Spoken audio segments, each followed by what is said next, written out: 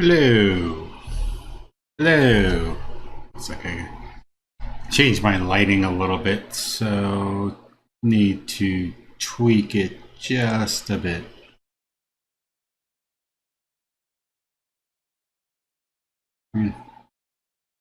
If I lower it,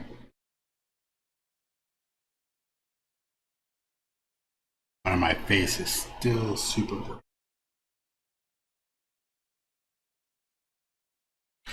Trying to improve the experience every time I tweak something else just to see how it's going. One day I'll find just the right combination. But really not here to see my lovely face. Let's try giving you some more. There's a lot of bright light direction.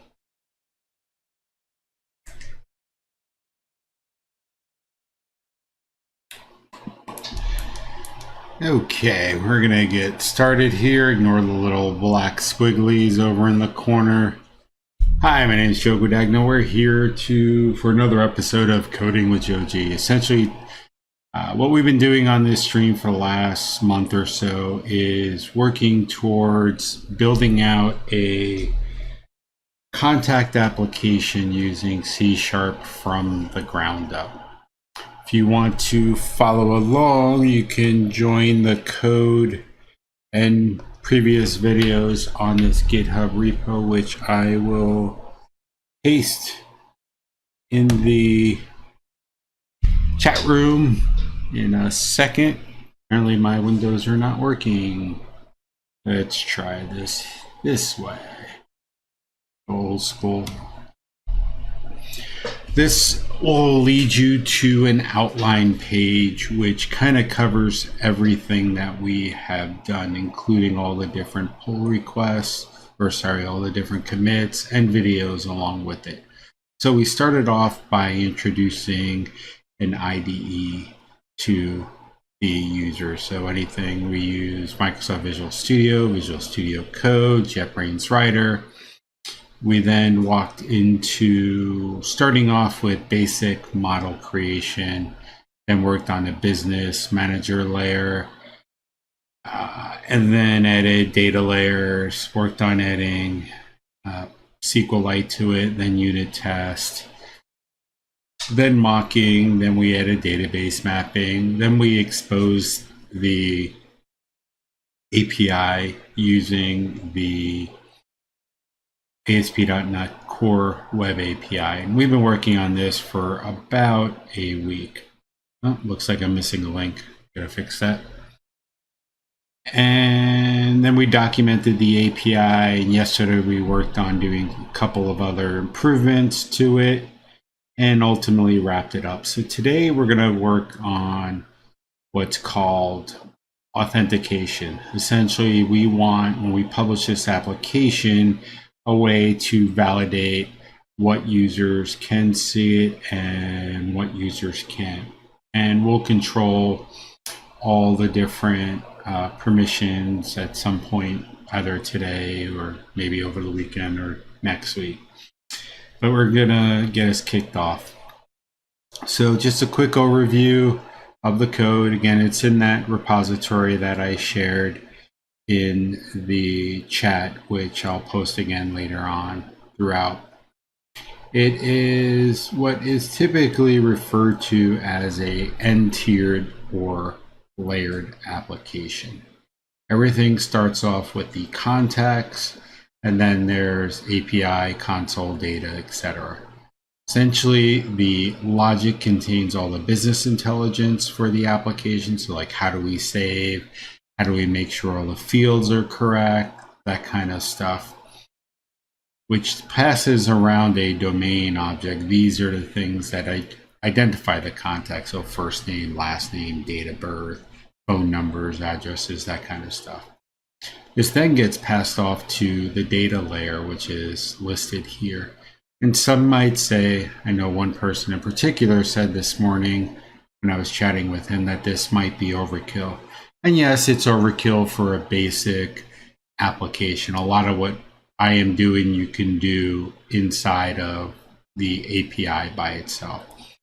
I broke it out to kind of show us a more real world application, which if it's designed properly from the beginning, it makes a lot of changes a lot easier. So we'll see after we get the authentication going. Right now we're using SQLite as a database because I'm using a Mac and SQL Server doesn't work well on it unless I use Docker and other things. So I kept it with SQLite. But when we publish it at some point, probably next week, we are going to want to put a different database to it.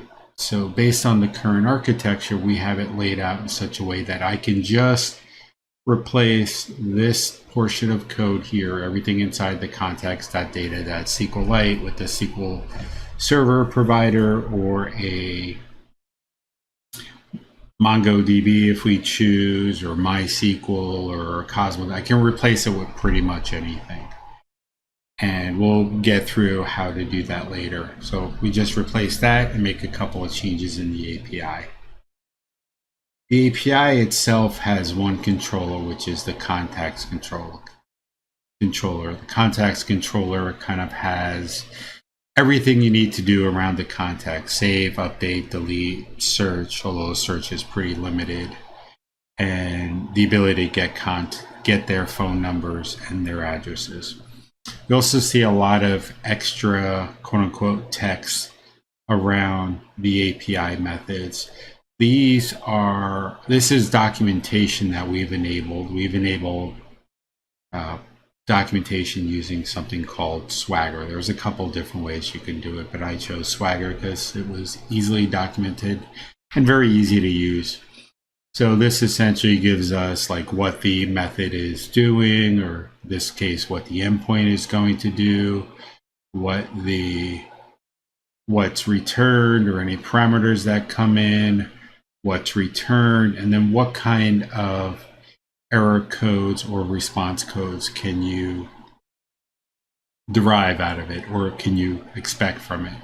And that generates something similar to this, the coding with JoeG contact API, and it gives you a series of methods, the documentation around the methods, as well as ways to test out the method. So when I ran this yesterday during our stream, I ran it with contact ID 38, and it returned this response. Now we're ready to get the application. Before we publish it, we want to make sure that it is working, which we've already done. We've run unit tests, we got documentation, we validated it's working. Now we're going to want to protect our API with some kind of authentication behind it, meaning that just because you know the URL, which in my case on the local machine is HTTP localhost 5001 Swagger, it actually be customers index, you can't get to it unless you have the right authentication as well as the right permissions. So I'm throwing out a lot of words, mostly authentication and authorization, which can be kind of confusing.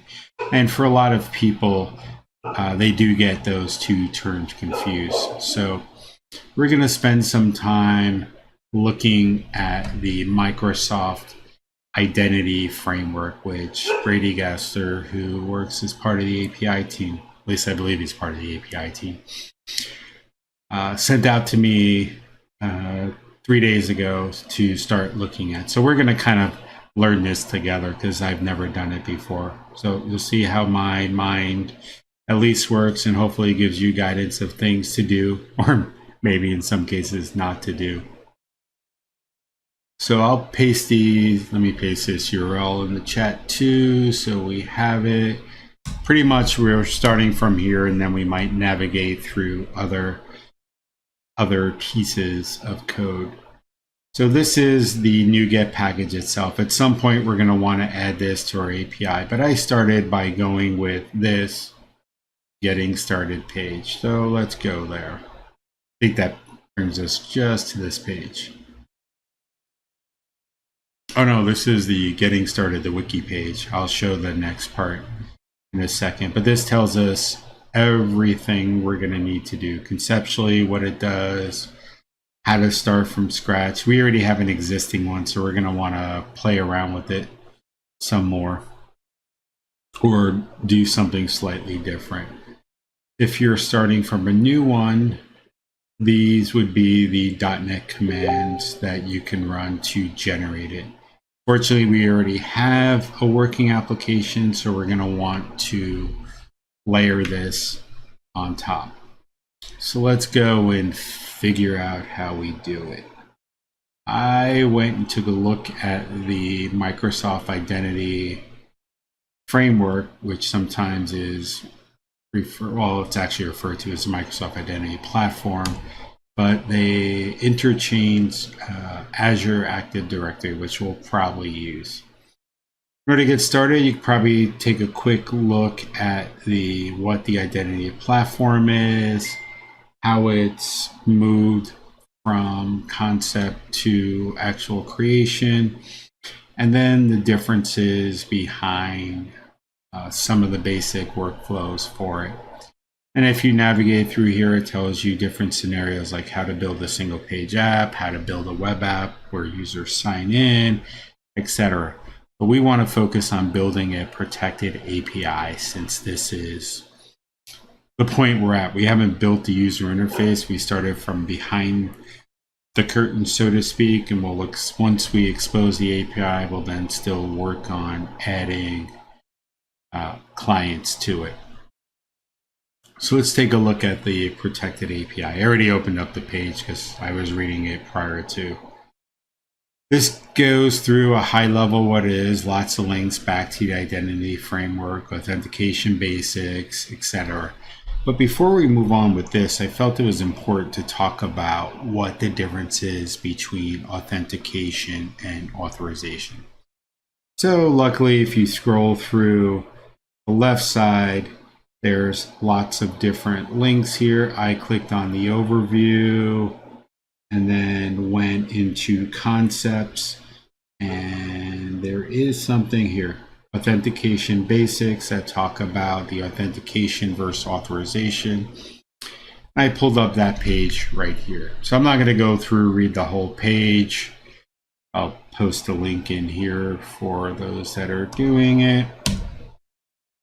Essentially, authentication does one thing. It says, who are you? That could be a service, it can be a person, it could be a machine, but essentially who you are. That's what authentication is. We're going to work on that part today, getting the authentication working. Next part is the authorization. Okay, now that I know who you are, what are you allowed to do? What are you allowed to see? So first we authenticate. Think of it like going to Hotmail or getting into the office. Once you authenticate, usually with an access badge, if you're on Hotmail or Gmail or whatever your mail provider is, there's some kind of login. That's the authentication, who you are. Once you get that, you then get certain permissions. Yes, when you log into Outlook, you're allowed to see your folders and stuff, but I can't see folders of other people. So that's pretty much the difference. You can read more on it by coming out to this page.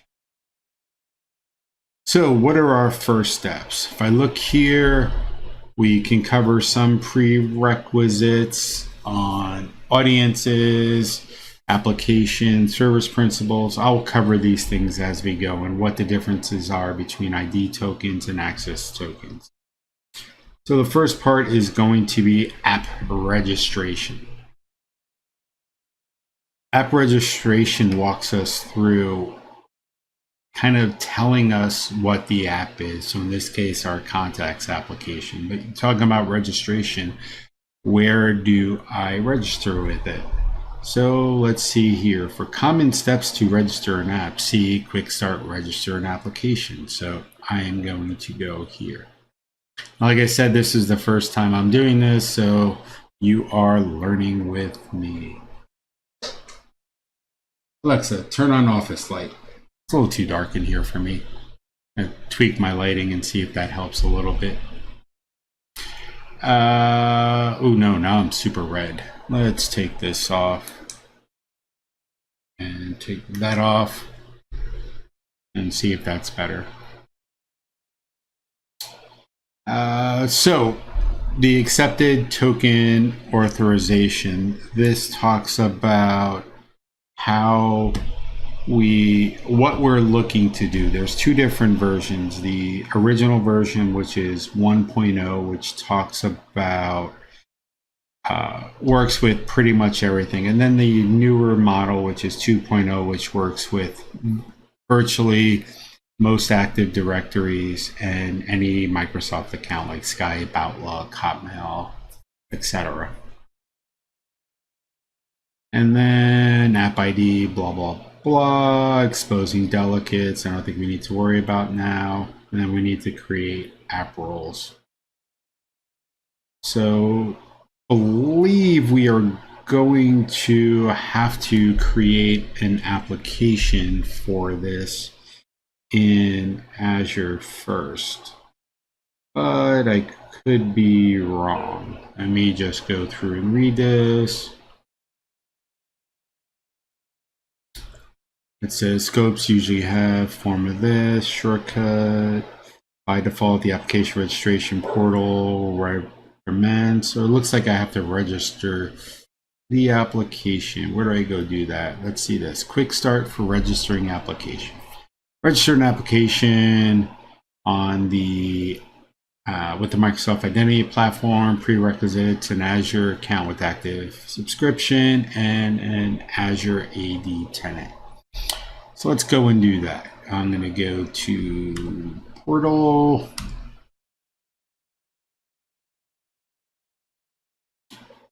And go and create active AD tenant. I think that takes like 5 to 10 minutes last time I checked. Let's go and create a resource group first because I like to organize everything by groups. And I don't think I have a coding with JoeG one yet. Nope. Let's add one. And I'm going to put it in my Azure sponsor coding with JoeG. And I'm going to put this in West 2 because that's where I'm based out of, just for speed. Review and create the validation pass. Awesome. Now I create it. Now the resource group is there. I'm going to go to it and we are going to add a active directory instance. So I believe I just go to Active Directory. Azure Active Directory is what it's called now. And then do create.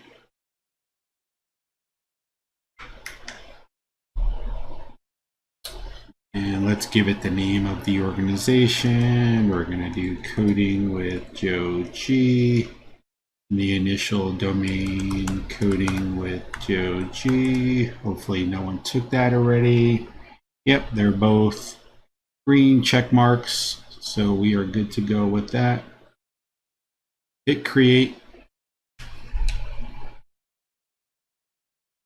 I'm not 100% sure why I need to create the Active Directory if I just want to list it anywhere else. I think it's because this is how we go about giving the permissions. Users don't have to create an ID within our Active Directory, but this is where we register the applications and set up all the permissions and authentication. But if I'm wrong, hopefully someone will correct me in the chat or on Twitter.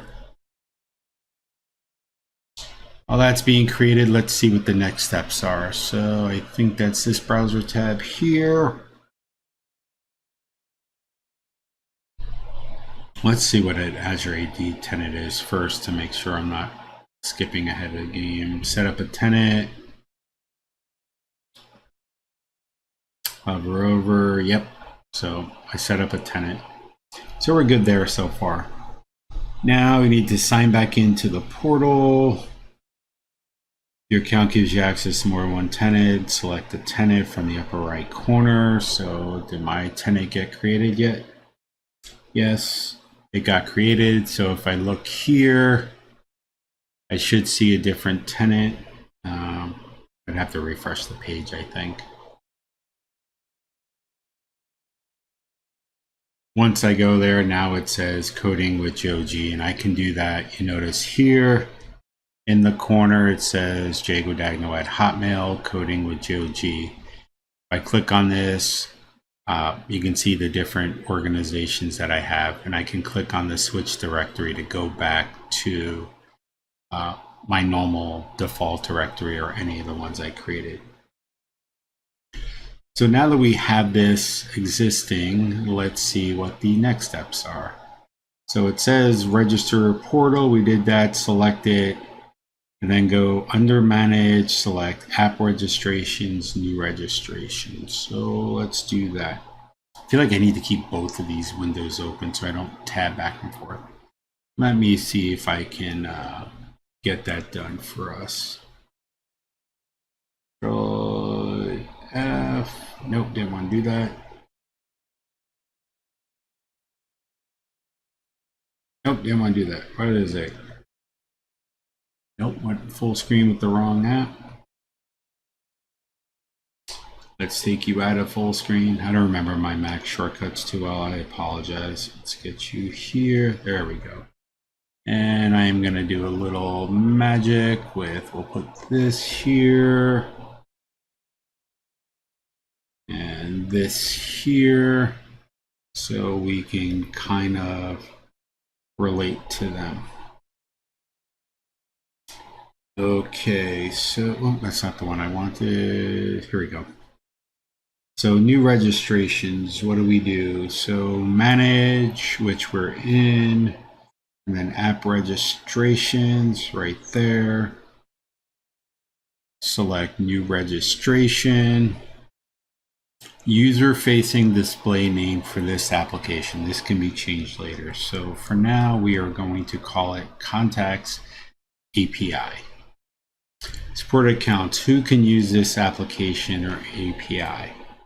This is where we determine what it is. I can say only people within the coding with JoeG, which means you need to have an actual account within my domain or my AD to do it, or accounts with any Azure directory, which means only Azure ADs. That could be mine, that could be anyone else, or the default, which is pretty much anyone, which is any accounts. That means if you have a, in my case, quickandloans.com work account or a Hotmail account, you will be able to get to it. So we're going to choose that for now.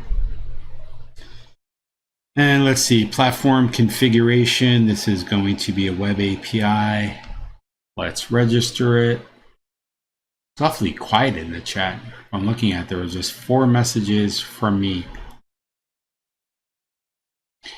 Applications are authorized to call when granted. Users, admins, part of the consent process. The list is configured and should include all permissions to the application. Hey, Sean, you're still listening. Thanks for joining again. It's totally fine. I don't expect it to be interactive. If you have any questions or not sure about something, feel free to reach out. I'm learning this just like everyone else. So we did all this part here. I selected what we want under redirection URI optional. Select the name of app you're building. We did that already. Since it's an API, we don't need it. We'll probably want to come back later when we build the web app for it and or desktop applications. We're going to need to do this, but for now we just got the app. So we registered it. Because it's not a web app, we didn't have to do that part. So the app is created, I think. Yes, because it says contacts API, API permissions. Now we are good to go. So Next steps, configure the client app to do it. So let's go back to our protected API and see what's happened. After you create the app, you can determine or change the accepted token version by the following steps. Token configuration, I'm guessing. Nope. In the Azure portal, select manifest, find the accepted token version, which is right here, and then 2. We'll go with 2 for now, and then we'll see if we need to change it later on. But since 2 is the newer version, let's go with that. And what I'm going to use to authenticate should work with 2 because it's on the Microsoft Identity platform. Yes, I saw. I responded, John. I think I asked you last night if it was Woody Pewitt or Chris Woodruff, because I know 2 Woodies. I'm assuming it's Chris Woodruff, but you let me know who, so I know who to thank. Yeah, Woodruff. That's what I assumed. Cool. Well, again, welcome, and thank you for joining. Hopefully you get something out of it. So other settings specific to the web API are exposed here.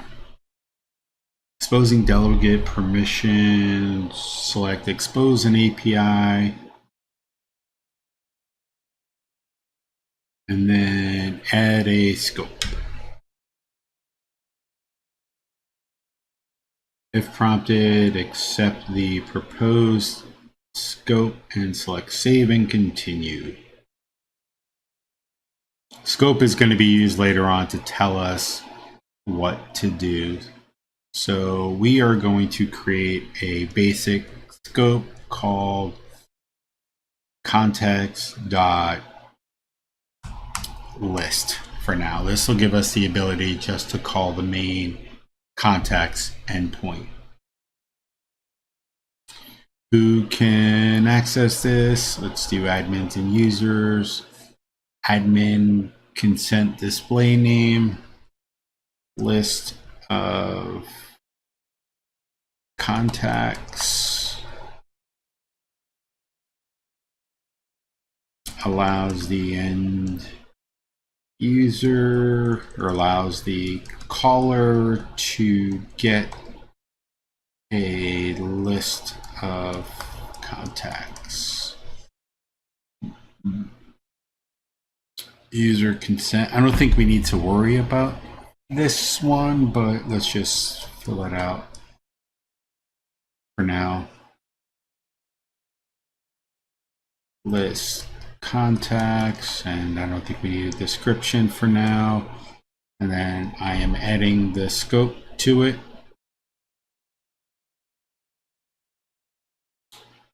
Oh, it's who can consent. I want to change that. I don't think I want users to be able to enable the consent. Let's see how I go and do that. API permissions. User read. Nope, that's not what I wanted. Let's hit refresh and see if I get a new one. Nope. Let's go back to expose an API. There it goes. Admins only. I think that's the right one, but we'll figure it out. We can select, make sure, it says here, make sure admins and users is selected. Keep the state to enabled and add scope. So I'll go back and change it. Save. Now, if your web API is called by daemon app, right now we're not. Exposing application permissions. To expose application permissions, you need to edit the manifest, the application registration for your application. Select manifest. I get a funny feeling I need to copy that, so I'm going to copy it. Manifest. Edit the manifest. Find the app roles. Ooh, where are the app roles? I don't know, right here. App roles. Role definitions are provided in the following JSON block. Huh? To expose permissions, you need to edit the manifest. If the application registration in the application registration for your application, select manifest, which I did. You edit the manifest, find it, which is right here. The role definitions are provided in the following sample. I guess I have to copy and paste this into it.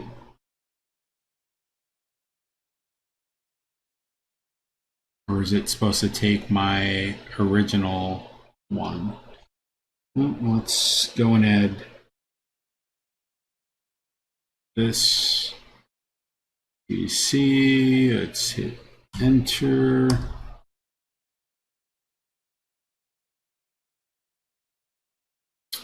Clean up the tabs because I'm kind of like that.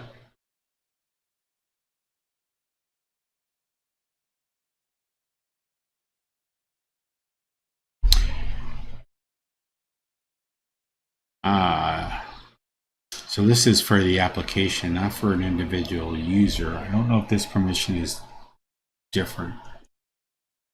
It's the contacts API as an application. Since we haven't created an application yet, I don't know if this works, but I'll probably end up using those authentication tokens when we go through the test app that we built. Ensuring that Azure AD issues tokens for your web to only allow clients. Okay, let's save that. Hopefully the manifest is right. Go to the overview for your app registration. Under managed application in local directory.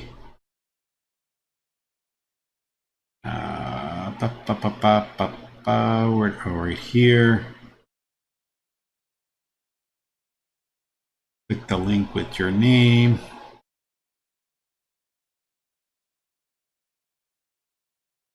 Hello, Code Stencil. Welcome. Yeah, thanks, Brady. Can be helpful, cannot be at times. Make sure I enable OAuth implicit flow too. Visual Studio set that up for you automatically when you want to do it oneself. There are steps. Okay. Where are those steps? I'm following through this line by line, so oh boy, the grill my wife just got me for nice. In a little bit, we'll figure this out and I'll let you know, or you can catch on and see where I slipped up. Let's see. So we enabled this. Go to overview under manage apps for local directory. Select properties and manage. So let's go back. App registrations. Where were we?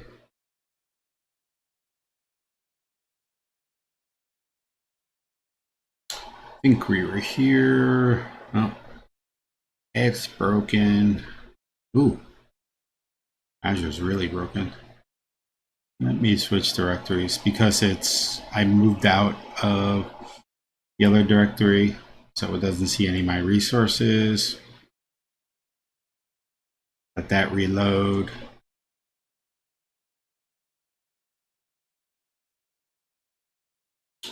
Now I'm back into default directory and I'm gonna go, yes, thank you. Oh, sign me out. That was awesome. I didn't do anything and I got signed out.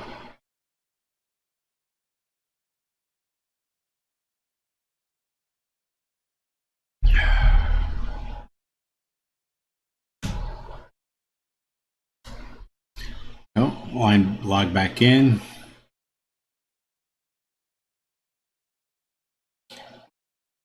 Choose my account.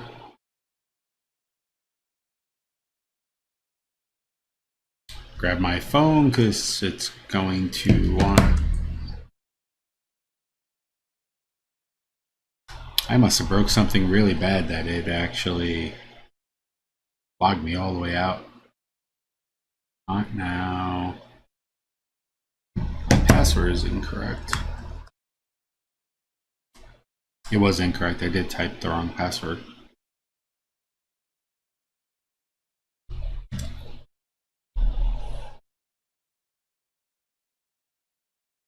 Grab my phone because I have dual factor authentication, but I guess I logged in super recently, so I didn't need to do the second round of authentication. So we're in this. Stop telling me. Get it.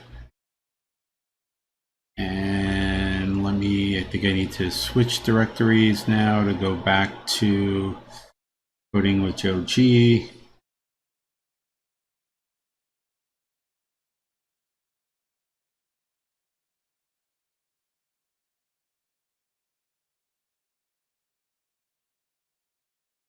Where are we? So showing slightly different because my screen has shrunk because I'm doing kind of half the screen, so I don't have to keep flipping back and forth. Where are my resources?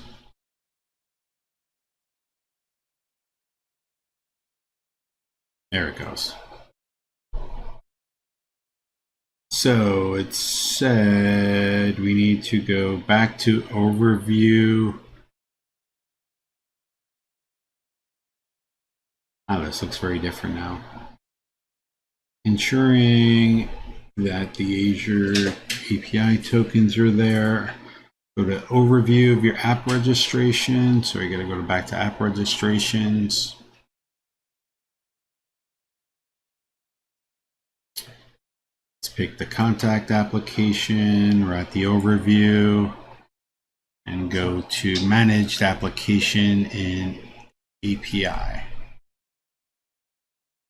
There it goes. I wonder why it failed before. Maybe it wasn't created or it took a while. Okay, so select properties in the manage section.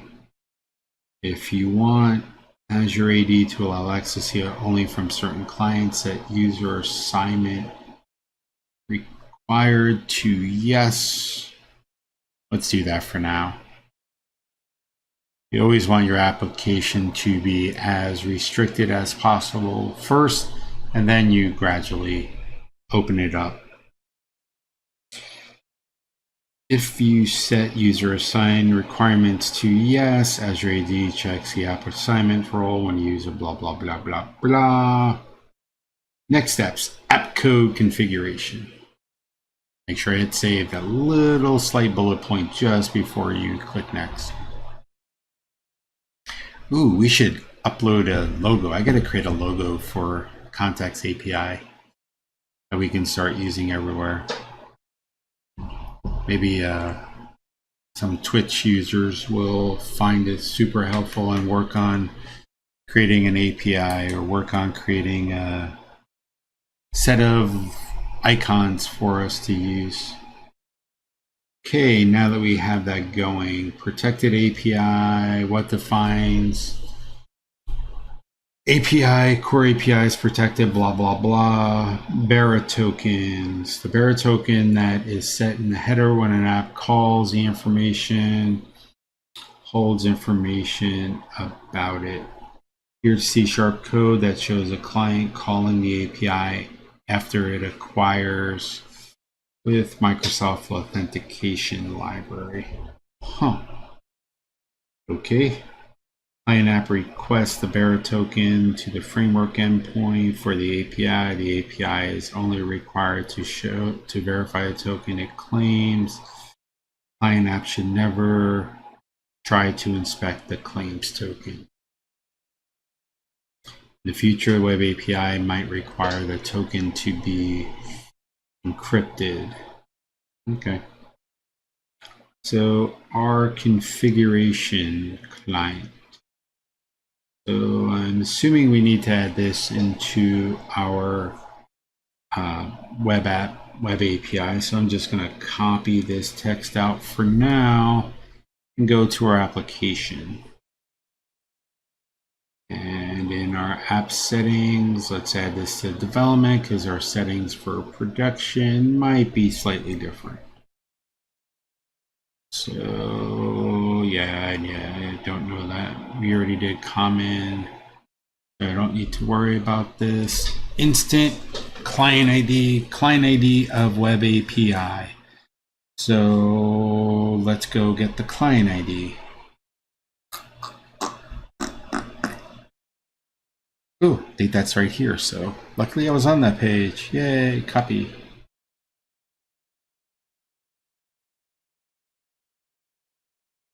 And I think I can just do this. I don't actually think it has to be in brackets. It has to be in brackets. I think if you're going to only allow multiple clients, you have to put them in brackets and commas separated. But I think this is all we need for it. So saving that off. Now we got that configuration.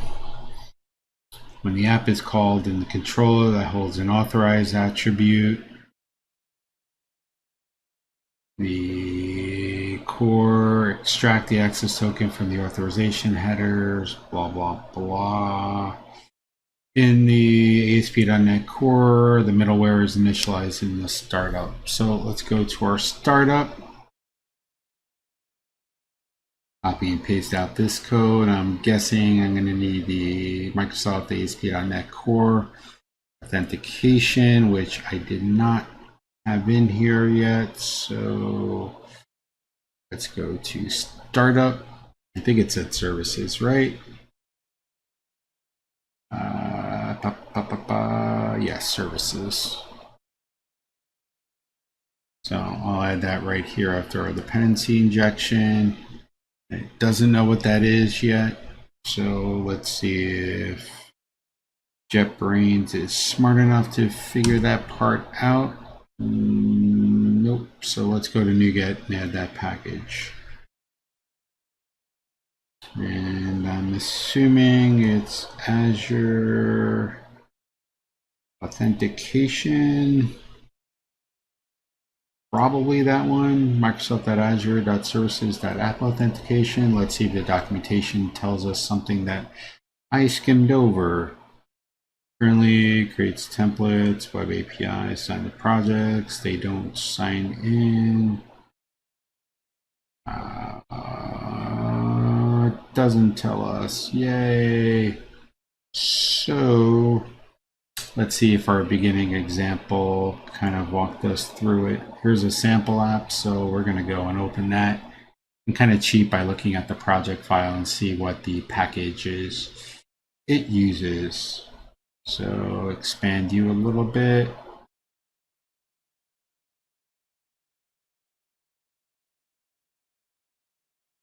And web API call graph. Viewless service. And project file. So it is using Microsoft Identity Web. So let's go and get Microsoft.identity.web, and it's not showing. And it is not showing because if you looked at the sample, it is listed as a preview version. So we have to enable preview here to be able to see it. Now I can see the version of it, which is 0.1.4. So I am going to add that to the API project. Click install. And if you're doing it with NuGet, yeah, so thanks, Sean. It is in the Microsoft.ASP.NET Core, but the package itself is not in that library, which is always the confusing part. Put everything in the namespace, but the individual package is very different. So now I should be able to just do that using statement right here.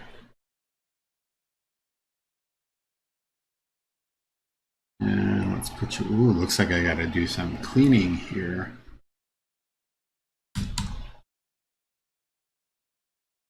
Where are you? Azure AD defaults. Still doesn't recognize that one. So let's go and see where that is in the sample project.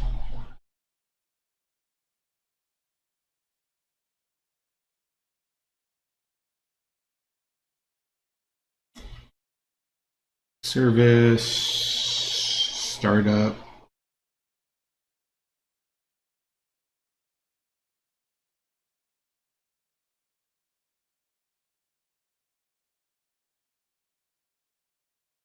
Huh.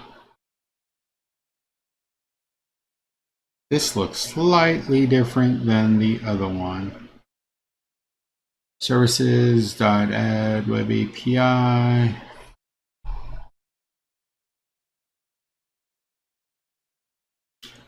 Let's go with this way and add that. Services.add protected API, and I'm going to import that. Okay, so now the project is buildable, but I'm still not 100% sure if it works. And I saw the configuration there. They do it in startup? No, you didn't configure services. Okay. Probably going to want to use authentication and authorization in the app. Under configure now. Authorization is already in there. So I just want authentication. So we should be able to build now.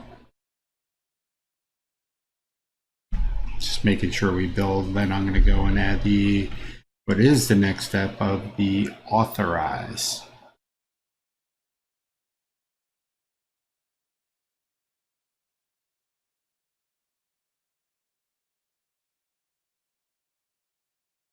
Hey Brady, welcome back. Hopefully your grill looks amazing and you're going to make some massive, hopefully steaks. I don't think you were vegan if I remember correctly, but nice. Gotta keep the kids happy, right? So now we got that done. Next step would be the authorize. Yeah, right. Party at his house. Let's go to the contacts and I need to add a new authorize on here. And I think we are good to go with this. Did that. By the way, Brady, I don't know if you're watching, but this part was not applicable. At least I couldn't get it to compile for mine, and it could be because I started with new and didn't use the templates. Currently, core templates create action directory, assign user and organizations, user don't sign.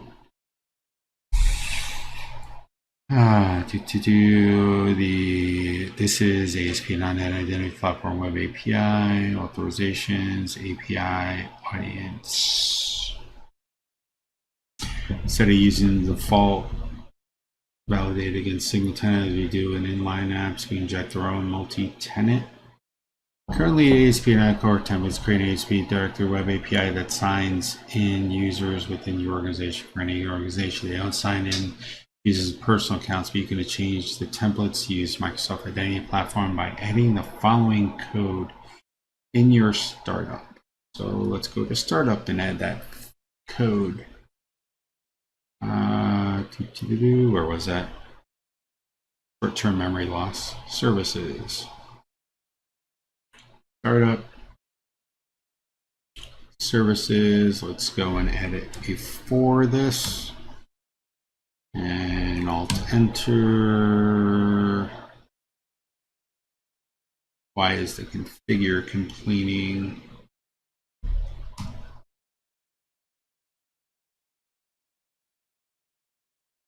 I don't know why that configure is complaining. What did I miss?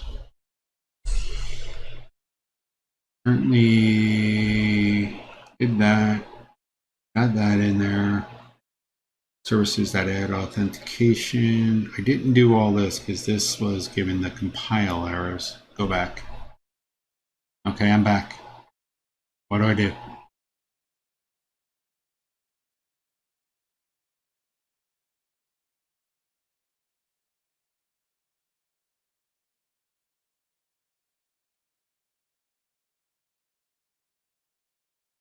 I'm missing a reference to that. I'm definitely missing a reference to this.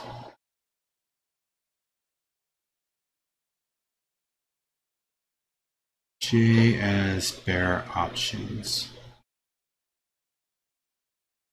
Bare options. So for, I'm assuming you were talking about this.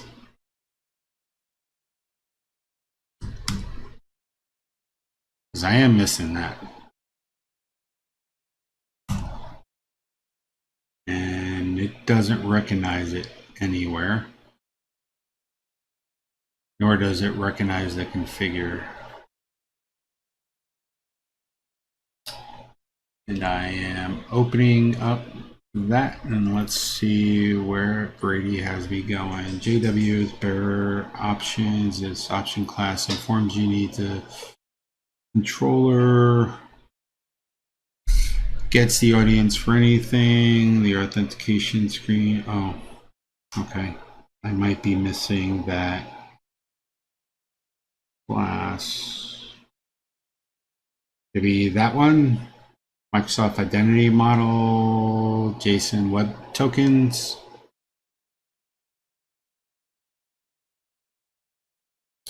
Cool. So it looks like you got to update the docs for those.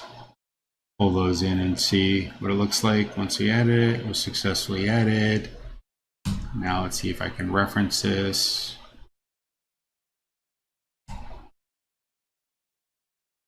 Good feedback. Okay. Cool. So my services doesn't have a config method. I'm guessing I put it in the wrong spot. Services, no, I got the services going in there. That's for the app, so let me go to my friend Bing and see.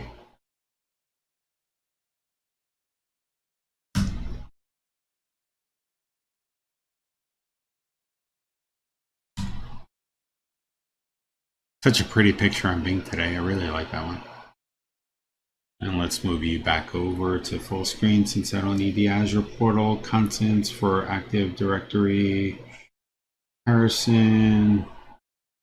Let's add a new one.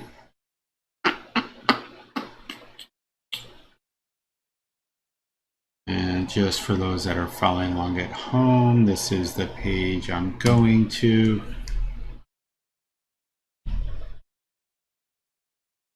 Quick start. Ha! I've been on a quick start for 55 minutes. How quick does this quick start need to be? Go to the Azure portal, do all that, blah, blah, blah. Download the solutions, put the settings ID, configure services. Hey, Christos, welcome. So right now we are in the process of adding the authentication. And I got a new follower. I'm guessing that's Krista. So, welcome. I don't know why it's not. Did it pop up on the screen? I wasn't even watching. I'm getting red for the configure. Right now it's not sure where it is. And this Azure AD. We started with an existing API and trying to follow along with the docs that have been in the tweets that you and I and Brady have been part of. So now I'm trying to get this part to work. I added in the Microsoft Identity Model. Oh, actually, I didn't add in this one yet, but we have two packages right now in the solution, if you want to see which ones we have, we have identity web and identity model.json web tokens. And I got the authorizer. I added in the API this. So this is the part we're stuck on right now.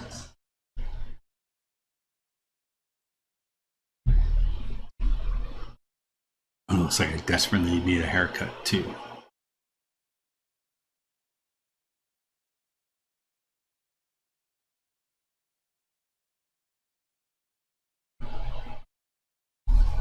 So waiting to see if you have any ideas. Services.add protected web API. Yeah, that's right here.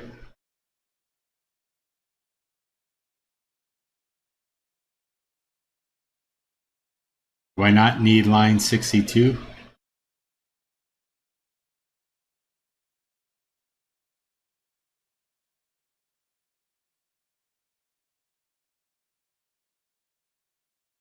So I don't need this. So delete this.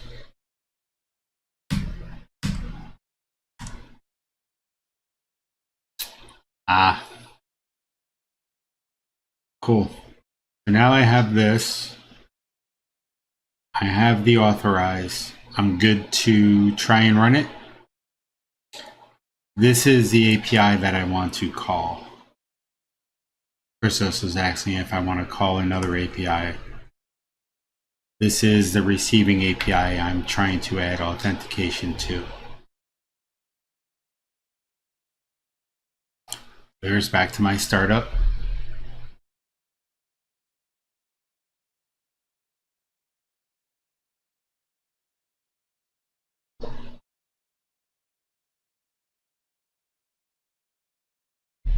You can remove, add protected web API, calls protected web API configure.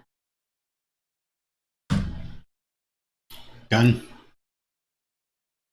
I don't need line 63, so done. That's it. It's a heck of a lot easier than what I started with.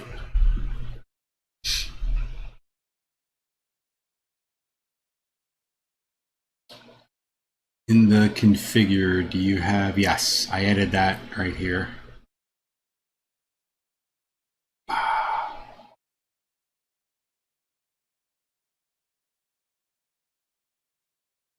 I'm just waiting to see whether or not I can run it and attempt to call it. Now, only one step in your controller. Is that the authorize?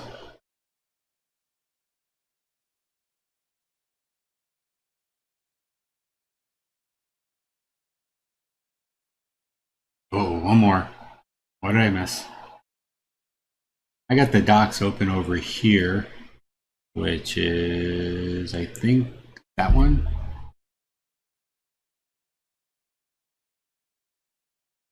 I'm all about the options, so give me the options.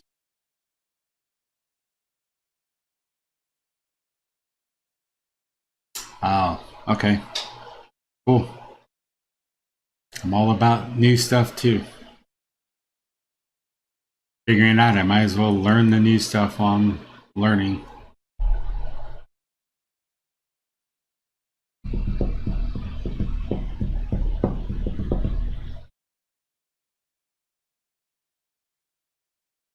I bet you Christos right now is on his machine rebuilding a new NuGet package that's publishing. He's going to tell me I need to install HTTP context, verify user has accepted any scope. Ah. And where does that go? Is that in the back at the startup? Inside your control action, this check. Oh, okay. So this is the one we ultimately want to protect. You heard it here first. The stuff will be new in templates in 5.0. It's much easier. Cool. Oh, I'm glad I'm the first one. So I'm going to probably need to do that. And then scopes. Do I have to define the scope somewhere too?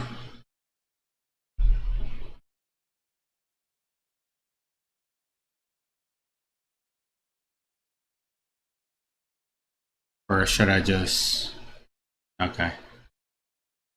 Cool. Okay. I'll ultimately add new scopes to it, but let's just add that here for now with everything else. Ah, look at that, you made the code base because I copied and pasted exactly from which.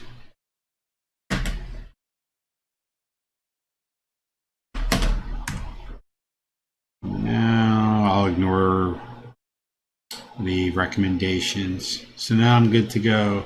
Yes, I added one scope. We go back to, where'd you go? Here you are. Oh, here you go. I added one scope here.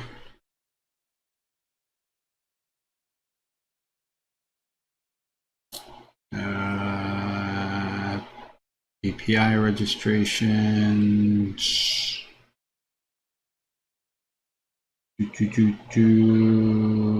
did it go?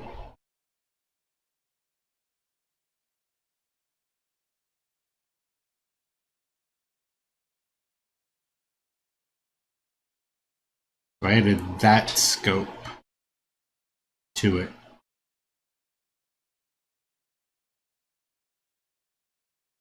And the scope name is contacts.list. I'm guessing I need to add this text into it, right?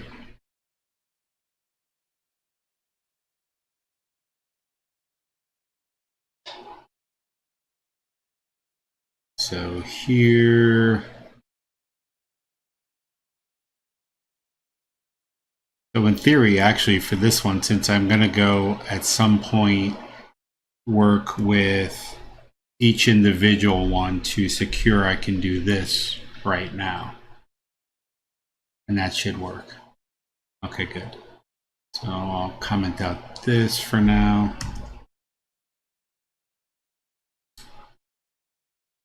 Now let's run it. Okay, so we are going to launch the API. Da da da da. I feel like I need to play music in the background. Just me screaming da da da da should work.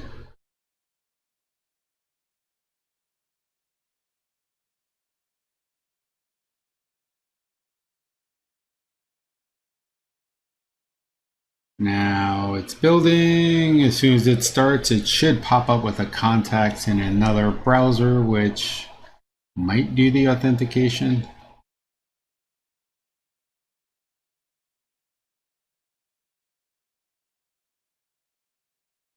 Yeah, Writer is pretty nifty. I've all my entire stream except for the first episode, I've been using Writer.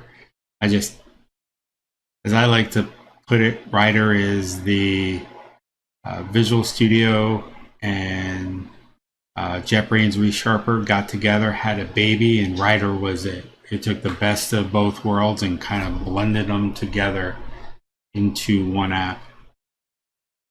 So I run it and I get this, as I kind of expect, because see here I got a 401, I'm not authorized.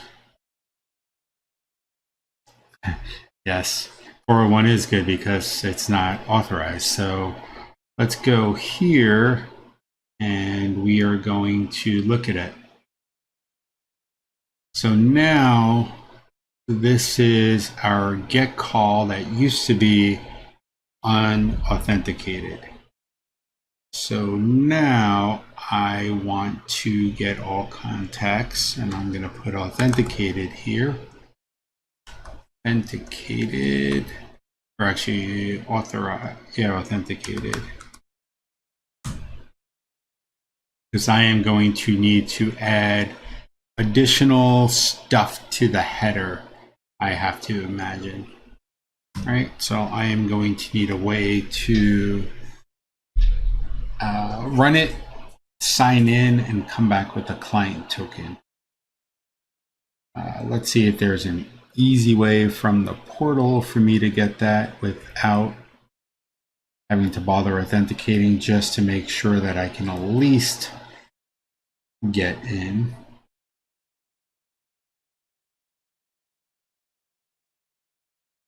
I can do this and trust the development app, right?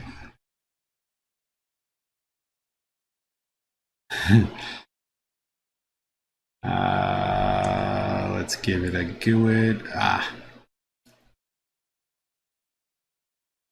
Yeah, I'm doing that right now, Krista. Thank you. I just got to generate a GUID. There should be a tool right here to generate a GUID. I shouldn't have to create one. I think there's a way here I can create a GUID quickly. Yes, feedback. New app reg. Oh, yeah, you're right. You are right. I forgot about that. Okay.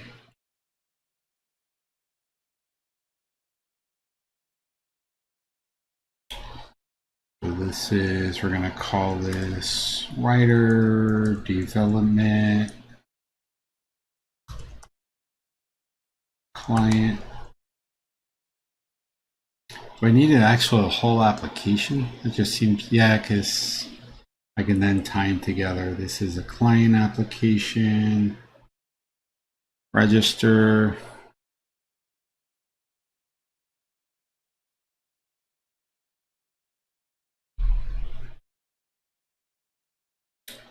Treat the app as a public client, required for those following redirects is not used. It should be yes, save. And then token configuration, no, I don't need to do that. And the client should be null, so where did I do that from? The one I just broke and changed. Where was that? That was under token configuration. Nope. Authentication. Nope. Thank you. Now that I have this, I need this client ID, which should be this right here. I need to add a platform to it.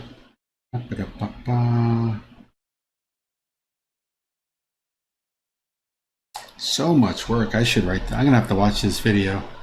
Sorry, I was trying to figure it out myself. Add authentication. I will let you do the driving, and then I will do build, host, and deploy web server application, configure browser client applications. I can choose any one of these two, right? Really?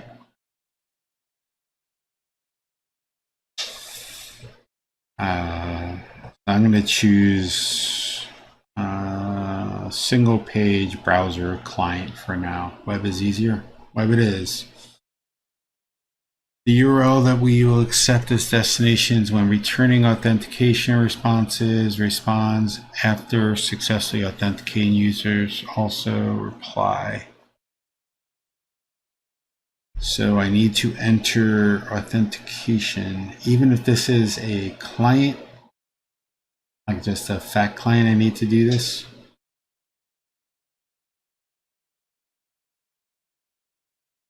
I was just wanted testing it from like Postman or IE. We can do it from a console app, but ultimately I wanted to run it straight from here. So yeah, I can load up Postman. Web is right.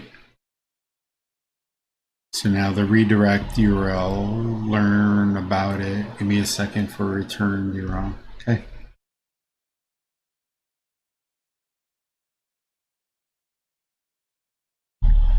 Postman and that client that's built into Rider act the same way, just a slightly different URSI. That would work too. I would not mind testing the app in the browser. I mean, for the most part, that's what we did. I used the Rider client so that I can keep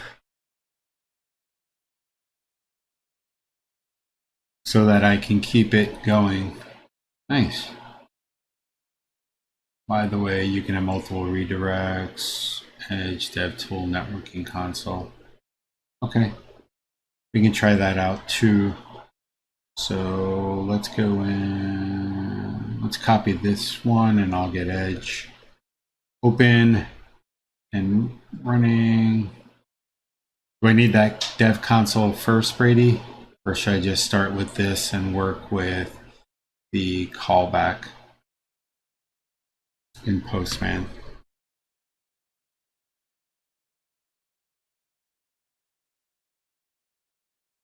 It's been a while since I opened Postman. I ultimately want to try to get it working in Rider, so like we have the examples that we can send back and forth, but Postman will work for now.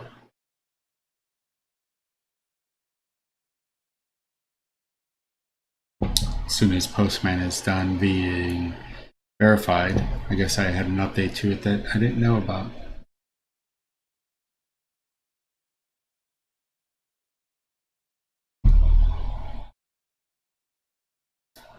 Come on, Postman.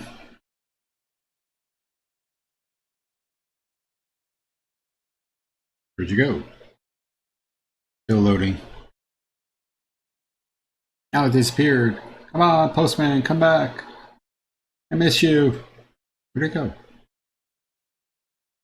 Checking all my screens to see where Postman is.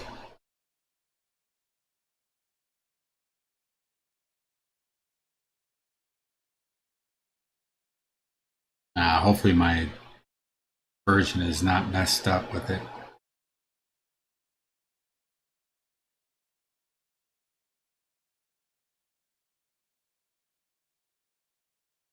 Christos is saying that Postman is his go-to tool for testing authentication. Yeah, I get it. I don't mind using it at all. It's just I've been trying to keep everything within the IDE just to be consistent, so I don't have to keep swapping back and forth, especially within something like this. So hopefully I don't have any secret ones in here. No, these are all the other APIs I was working on. So let's do a new collection, and I'll post these Postman collections off to it. So we are going to call this contacts API, and then HTTPS.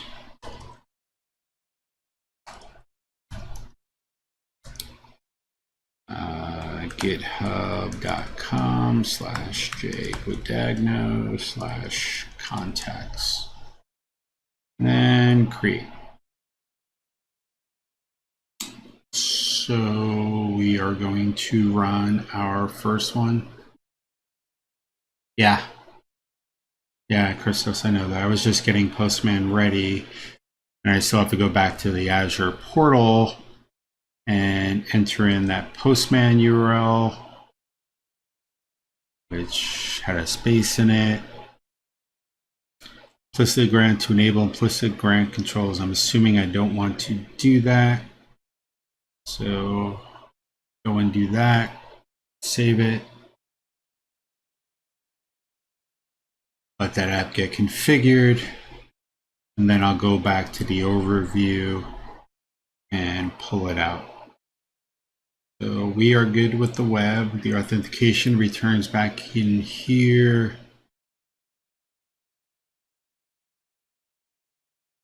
No need to check anything. Next, you'll need a secret, and then you need to edit your API position. Okay. So certificates and secrets here in the writer development client, which I now need to rename to Postman.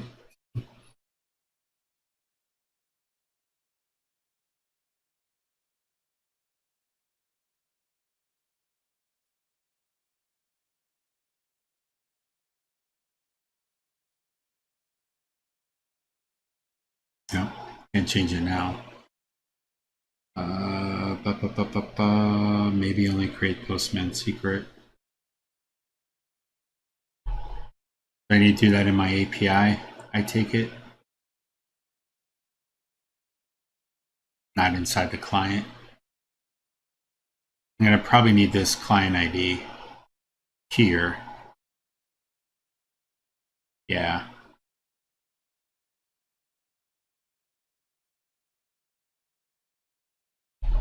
You'll need to edit your API permission. Maybe only create a Postman secret instead of renaming all up. Nope, inside your client. Oh. I need a secret inside of here? Oh, okay.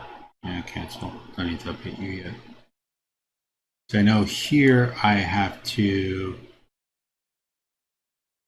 let's see, I need to create a new API.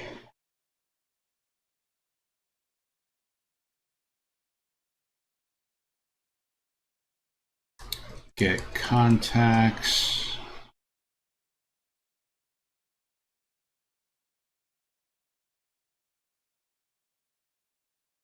This I'm going to want to call. Oh, okay. Got it.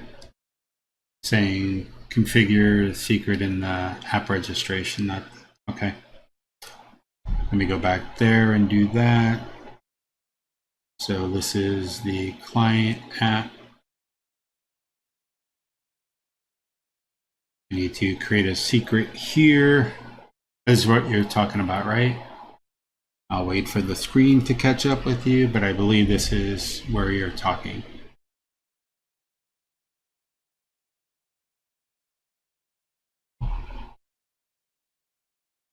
There seems to be like a 3 or 4 second delay in between. I see it. Maybe more. Okay. So let's call this add a client secret. This description is API client. All right, let's do test API client. Expires in 1 year.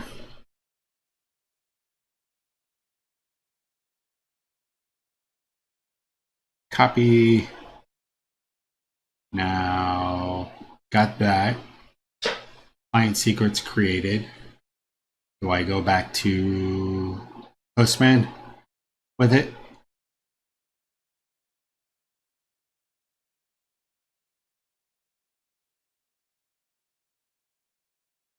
While we're waiting, I will type in this, which is localhost 5001/contacts.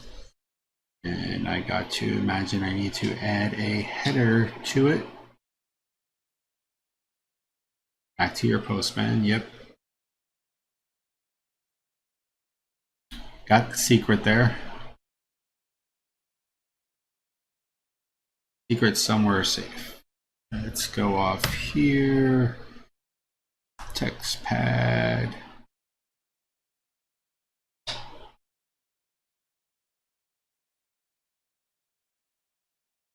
A note to header.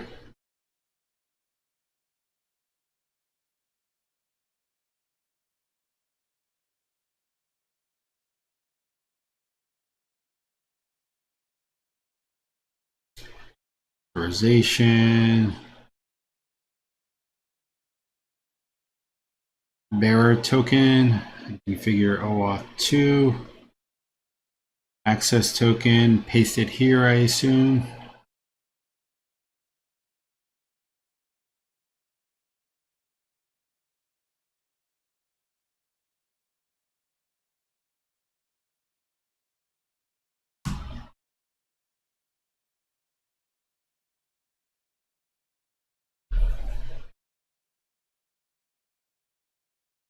Suspense is killing me.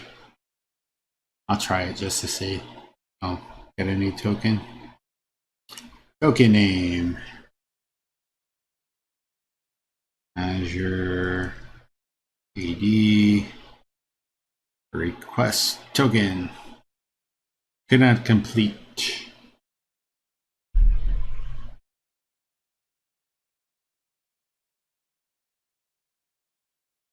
Let's do this. Get new access. Authorization code.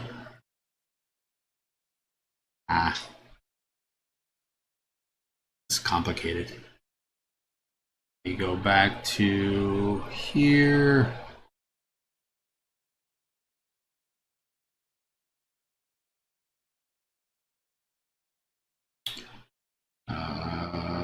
Authorization URL. I need to get that from here at some point.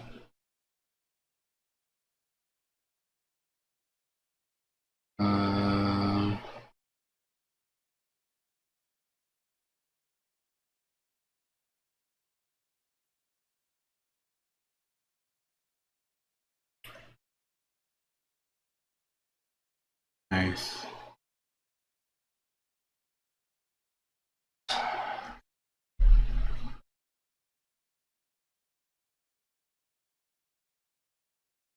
So is this the authentication?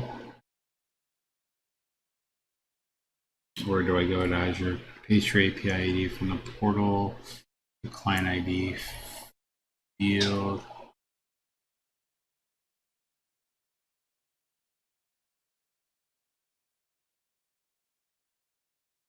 Here, get this, copy this.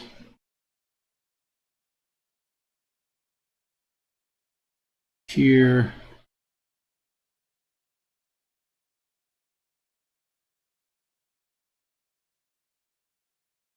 And here. I think this is what you're telling me. You need to go back to your client ID. Yeah, there's a little delay. I think I did what you wanted. I went back to the client ID, pasted that here, pasted the secret in here. The only thing I think I need now is the auth URL and the access token URL. I'll wait for you to tell me where to get those from, but I believe this is the AD tenant URL. And then I can add in the scope with it. I need to configure auth and token endpoints. Yep. Back to the AD portal. Click on endpoints. I got to imagine that. Oh. Oh wait, but I think I'm at the right spot. The chat is a little bit behind in what the screen actually lays out. I went back to the Rider development client and pull it up. You're saying go to app registrations. Perfect, yes, like V2 endpoints. I got this. Go back to here, paste this under auth. I sense a blog post coming tomorrow on this because I will definitely forget this. And I think I got everything except for the scope. And I forgot what I called the scope already. So let me go back and get the scope to the actual application.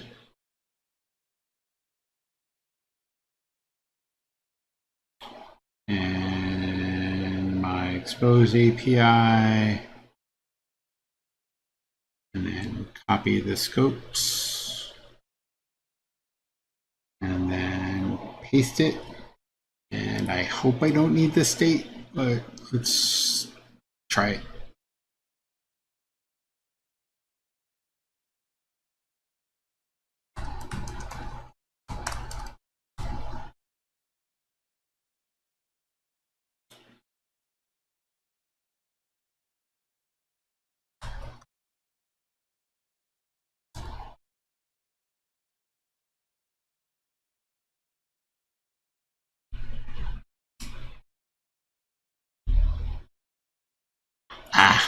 Bummer. Me being greedy, trying to go ahead of time.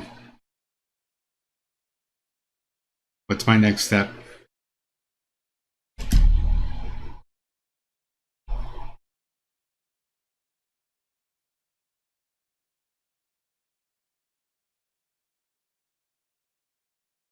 Nice. At least I got most of that done.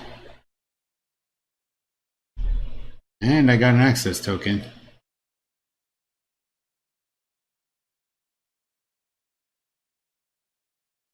Did I do something ahead of time? I might have did that step before. Still not, didn't work though. Bummer. Invalid token. What am I missing? In the client registration. Okay, let's go here.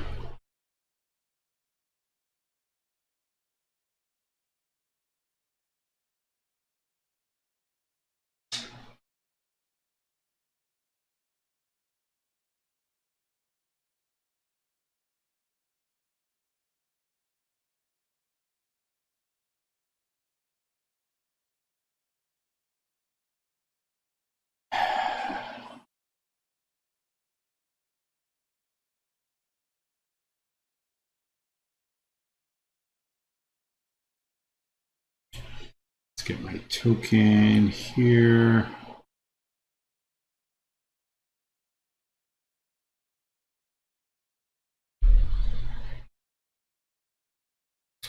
Login, sub, name, blah, blah, blah. Looks good. What are my claims?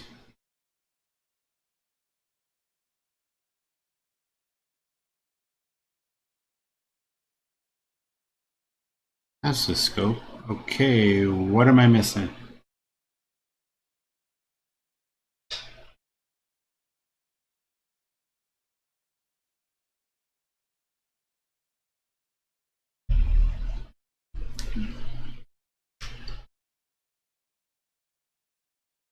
Expenses kill me. I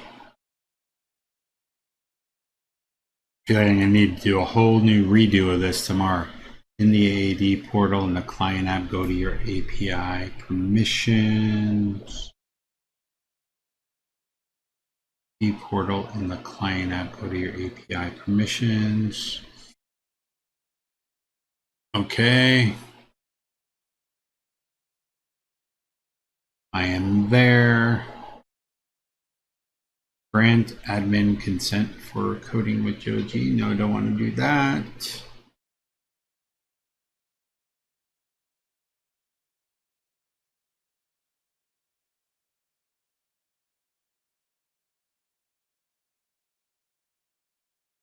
Select add permission. Select my APIs. Contact API. Your permission needs access. Your application needs access. The API. Your application runs as a background service or daemon without a user signed in. I'm guessing we are going to want to do delegated for the future. Since this is an API, we're going to want it to come from a client application at some point authenticated. So let's do delegated permissions, do contact, list of contacts right now, add permissions. Getting permissions for applications, users will have to consent even if they're already done so previously. Now I should be good to go. But I am waiting. Nice. So let's go and hit send. And nothing. Do I need to get a new access token since my permissions have changed? Yeah, that's what I thought. Plus token. jguadagno@hotmail.com. Let's copy this all. Oops. use token. I'm just going to copy it out so we can check it. Hit send. Uh-oh. Nothing back in there. That means we might have success. Let's click on body and see. Ah, nothing. So close. You have AAD is that you get incremental consent. The beauty of AAD is that you get incremental consent. Yes, but I don't have consent right now. What did I get back?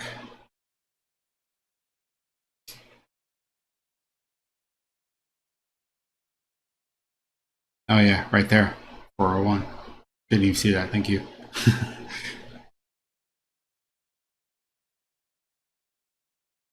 Here are your cookies. It says no cookies for you. I don't know how to do that in Postman.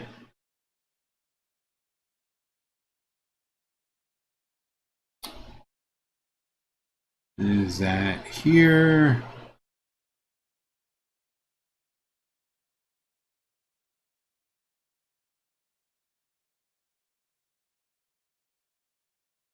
Yeah, I'm trying to figure out how to do that in Postman. I don't think I've ever done that before. Is it here? Parameters. I'm assuming it's in the settings.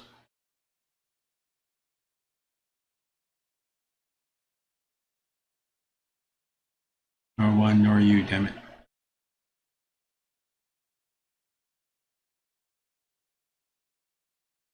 Data, conditions, proxy. Trying to figure out how to clear the cookies. I don't know how to do that. Oh, right there, cookies.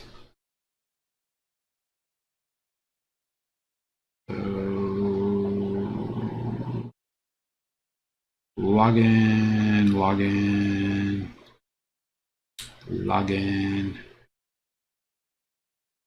login, login. Okay, good. Think I'm good. So now I probably need to get a new token.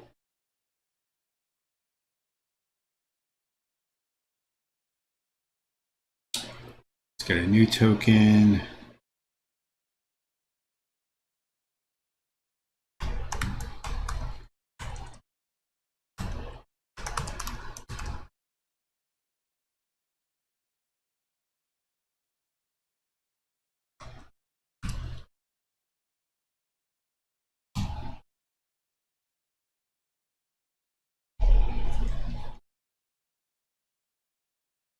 For those of you that are watching the stream or still watching the stream, you should always add dual authentication, especially to your primary email account, two-factor authentication, just to make sure no one hijacks it. So let's do use token, hit send, and hope for the best.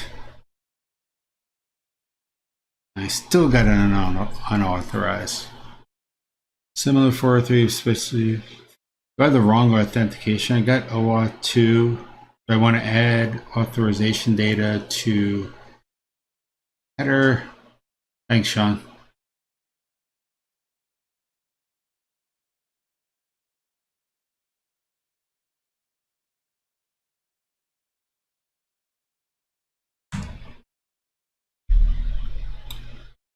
Coded token claims that sub auth expiration preferred name.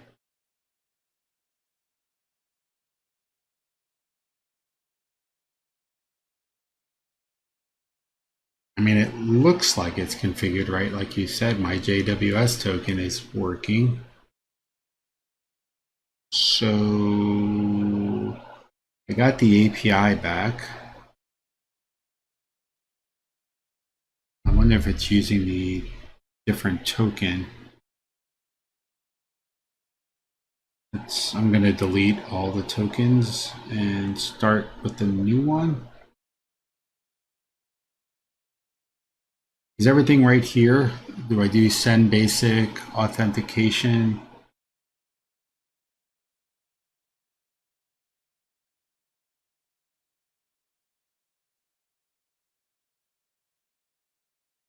Okay, I'll debug the API. Let me request the token again since I created a new one. Use this token. Let's stop the API. Put it in debug mode. I'm going to put a breakpoint in here. Make sure this gets fired. And then go to the contact controller to see what happens here.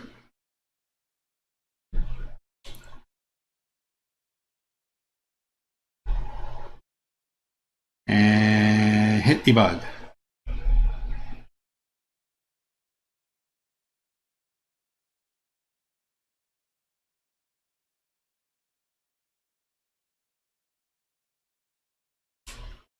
Build successive.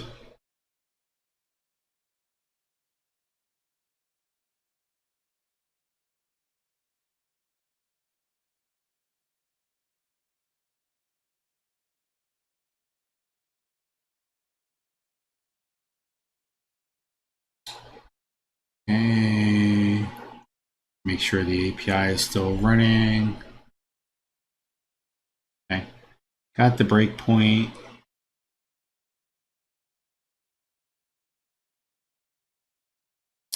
I'm here at Add Protected API layer.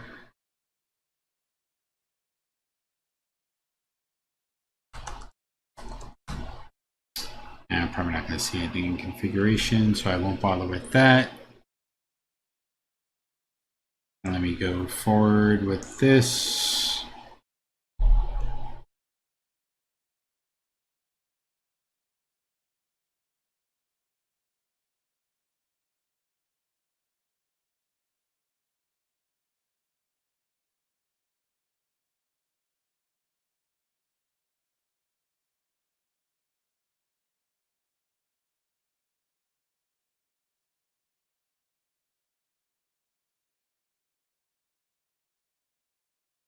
It did make it to the authorization. I got the 401 right before it did it. So if I do localhost, go straight to a 401. App settings.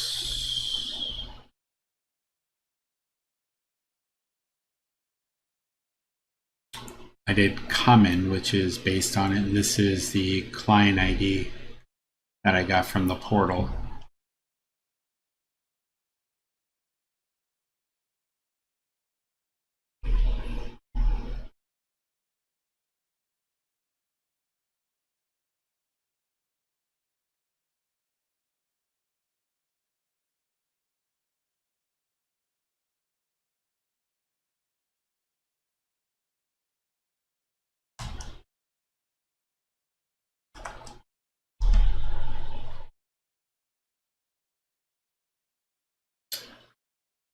I thought your tenant ID was a good. Oh, I went with the code that was in.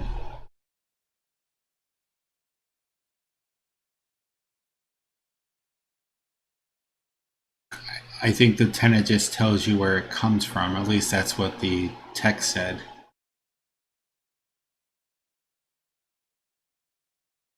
You created a multi-tenant app, right? I believe I created a multi-tenant app. Let me double check, but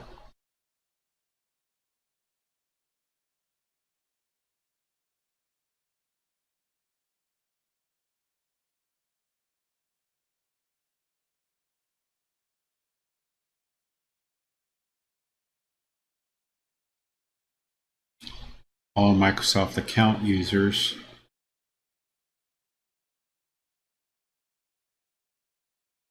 Do I need to put this in the configuration for it instead of common? Christos?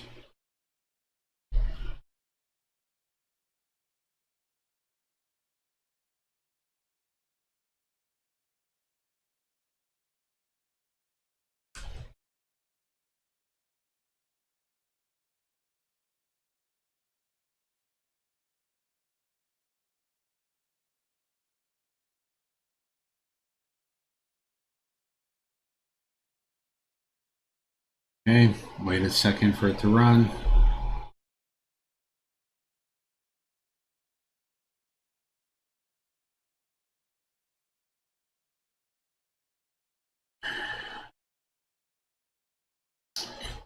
Okay, it's running. We got a 401. Let's try it with Postman again. Send.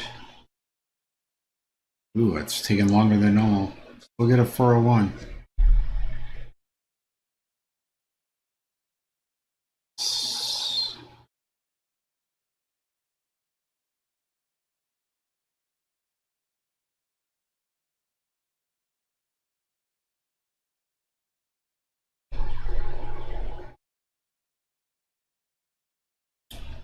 Names are right. Still says contacts list. I feel like I'm missing something though.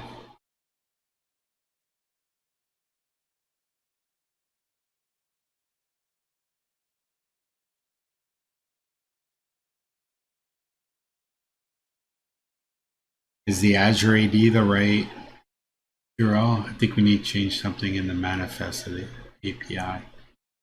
Oh, you are right. So here,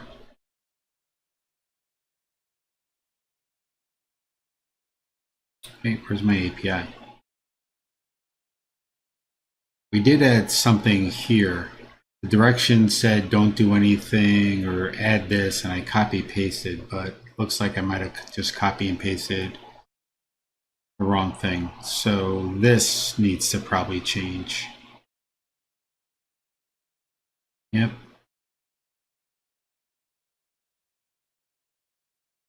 I'll wait so you can see it.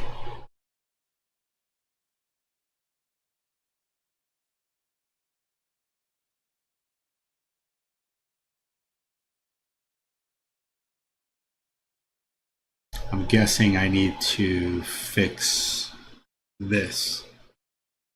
This needs to be contacts.list.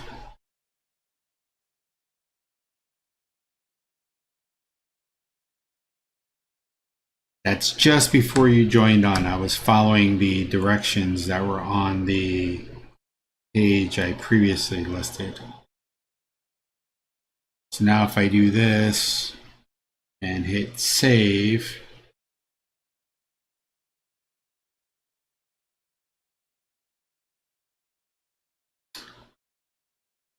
failed to update the context API, the property value cannot be deleted, or hey, shoes on 333, thanks for the follow. Failed to delete, cannot be deleted or updated unless it's disabled first. Okie dokie. You can set it back later, you need to add the right app ID, etc.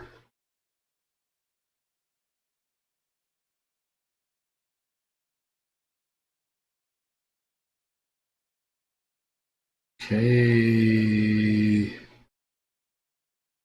I need to disable it here. How do I go about deleting it? It won't let me delete it.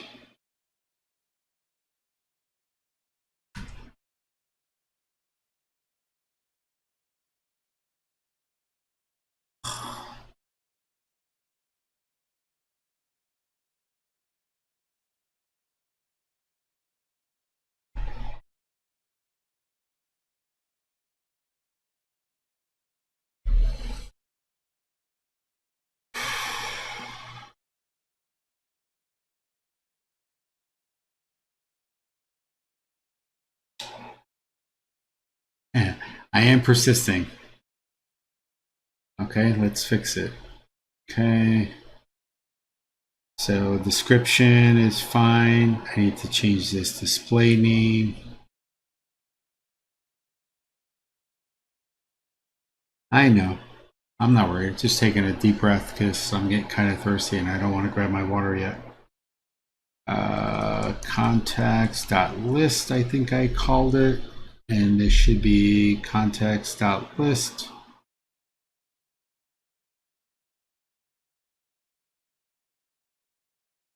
Need the app ID from your client. Okay, let's go here. And since I already have that here,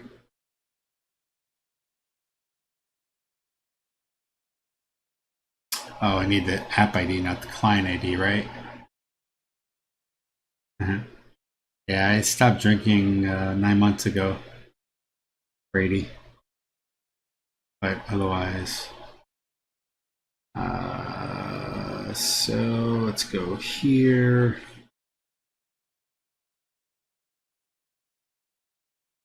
Do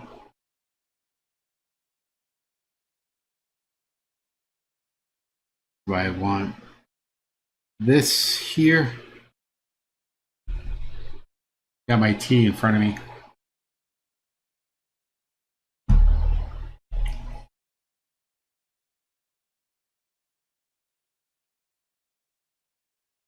I'm assuming I want that. And then we'll go back to the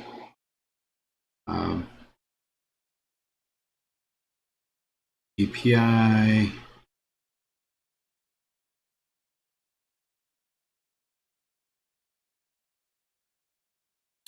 My bad, I don't need it. Is your OAuth enabled? Good. Where is my OAuth? Authentication.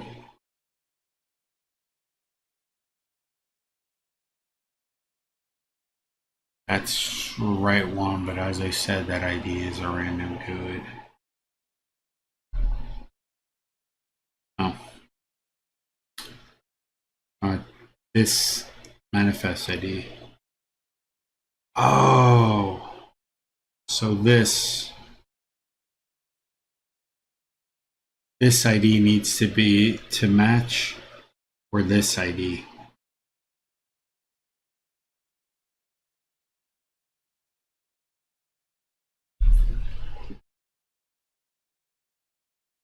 I'm assuming we're talking about the app roles ID.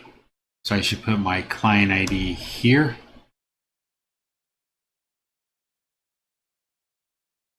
No, don't change that. Which don't change that? Line 7 or line 15? Let me zoom in a little bit.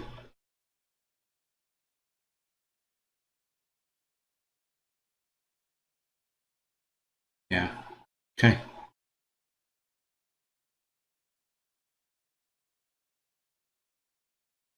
So don't touch this one either. Leave line 15 alone.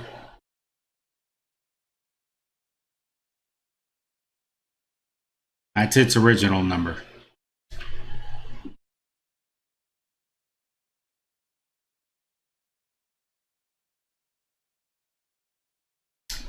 I am just assuming.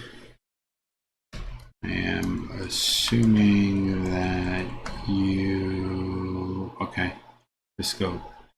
Okay. So let's do this to contacts.list and this to contacts.list. Hit save. And I get a failed.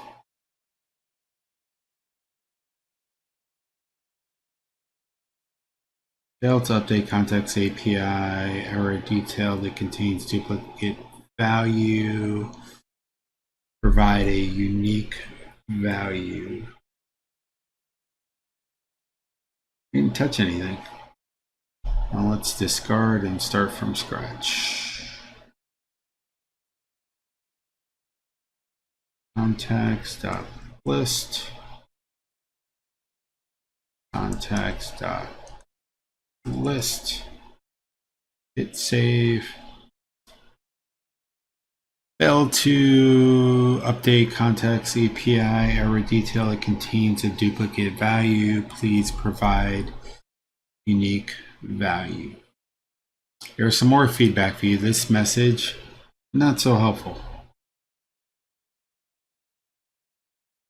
Yeah, I tried that, Sean. Thank you.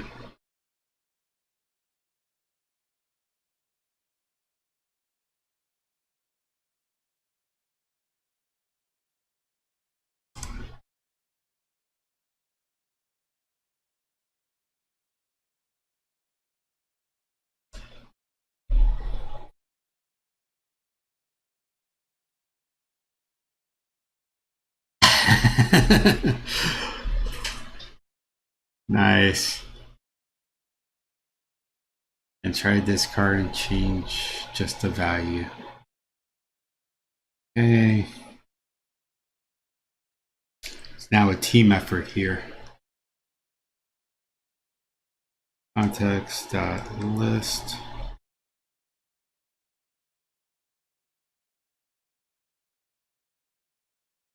Ah. Yes, Daramilla, lots of entertainment. We're getting into the cutting edge. So there is OAuth permissions that are listed there for it. So it looks like I never really needed this app roles to begin with,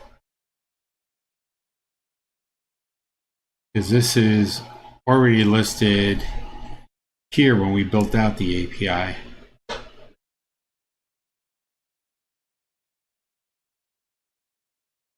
So now we got to figure out how to remove that other role or get them in sync. App roles is messing with your app. Yeah, I see that. Pretty sure it is. I got to figure out how to remove it.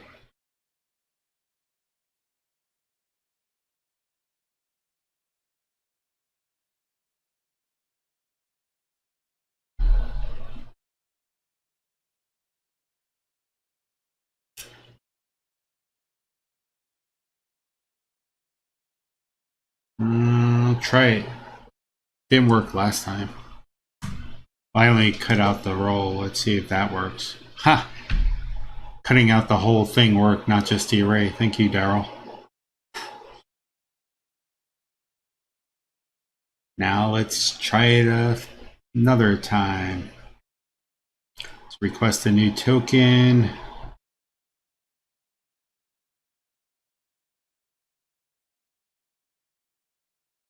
Ha! Yeah. Test one. Just because I'm going to go and clean up all the other ones. Let me sign in again. Use this token.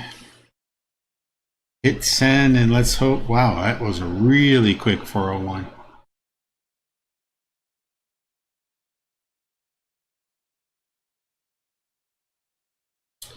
So I must be missing something else.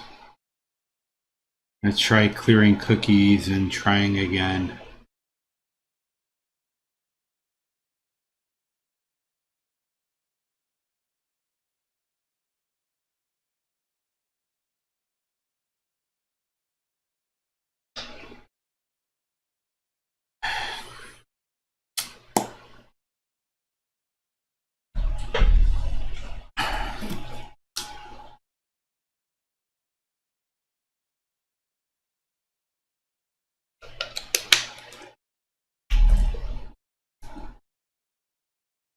Yeah, I'm gonna do one more time. I tried clearing the cookies. I'll get a new access token. Let's just delete these tokens because I'm doing like that. And hit request token. I'll show you the scope in 1 minute, Daryl.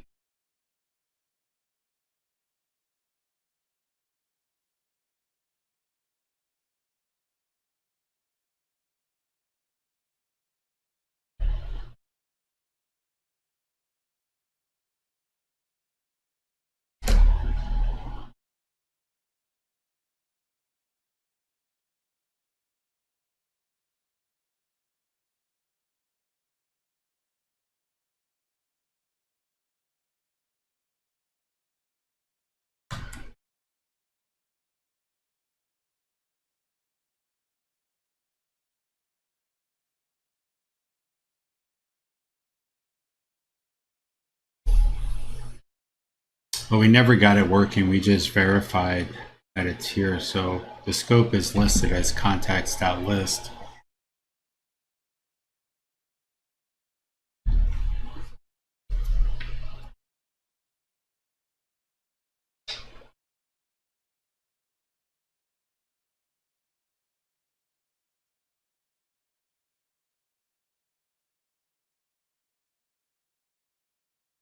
I got 3 people from Microsoft.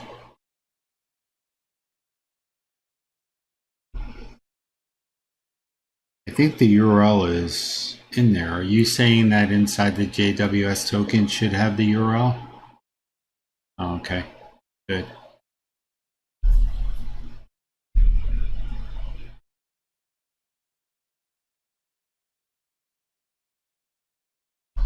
So we got the scope.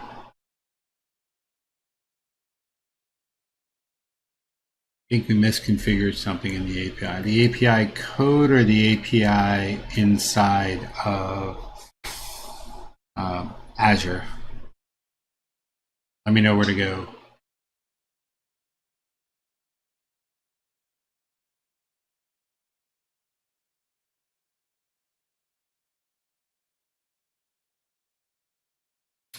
Is the API app also a multi-tenant app, the API registration?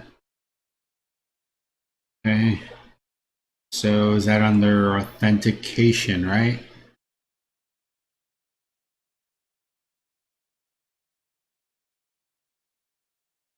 Or do I go to overview?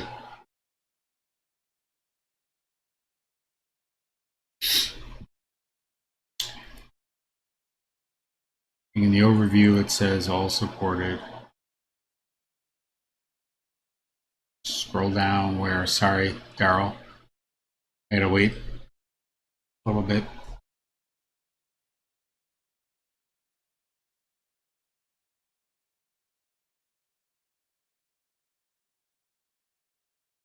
In the auth pane of Postman.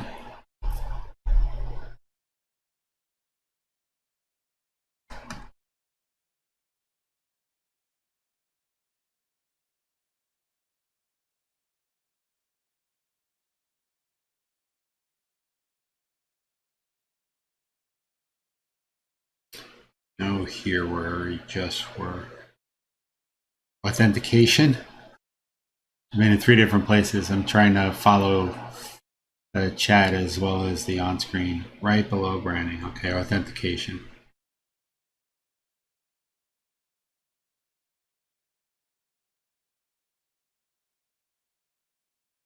Okay, scroll down.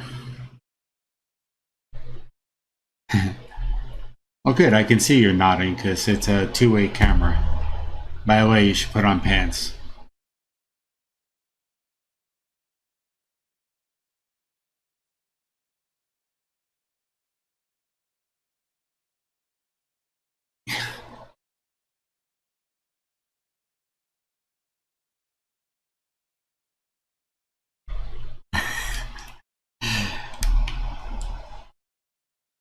Yes, I did, Brady. He's here late at night trying to help us out on this, and I'm here saying that he's not wearing pants. I'm not wearing pants either, but technically I'm wearing shorts. Okay, where do we go now for it? By the way, I'm pretty sure at the end of this, Sean and I are going to be 2 resident experts in this preview model of this new, easier, as we put it, API.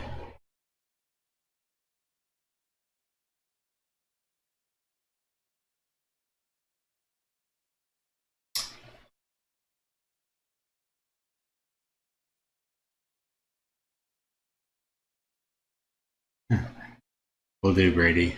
Thanks for helping.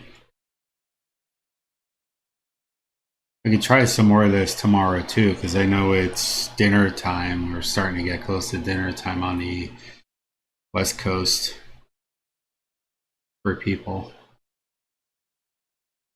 What kind of auth are we doing? Confidential client? I don't know the answer to that, Daryl. I started with, to catch you up, we built this client API application app registration. I set it to multi-tenant. We created a separate client app, which I happen to name Rider, even though we're using Postman. Inside here, we created a secret for it.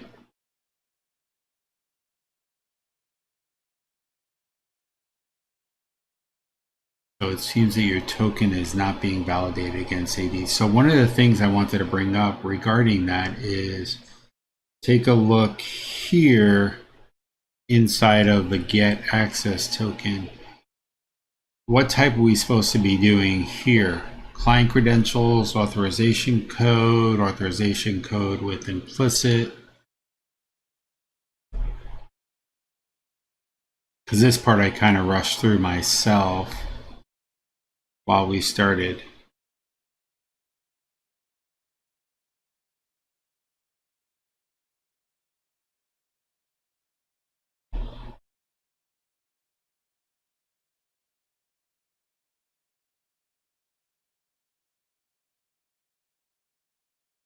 And I'll wait till you type before I do anything.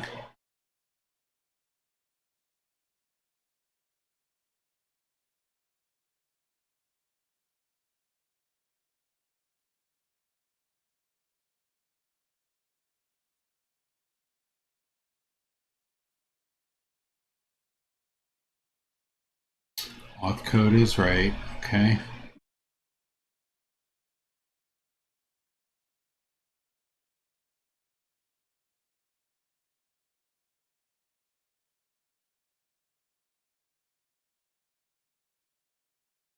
Do I need to do anything with state or client authentication? Because those I left as defaults.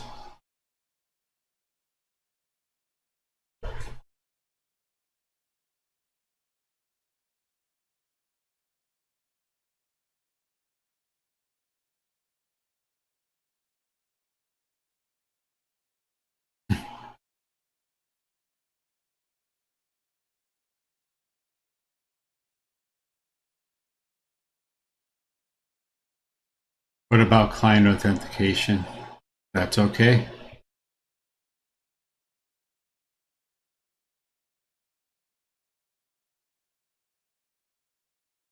So you need a client secret for auth code flow. I have the secret right here in the client ID.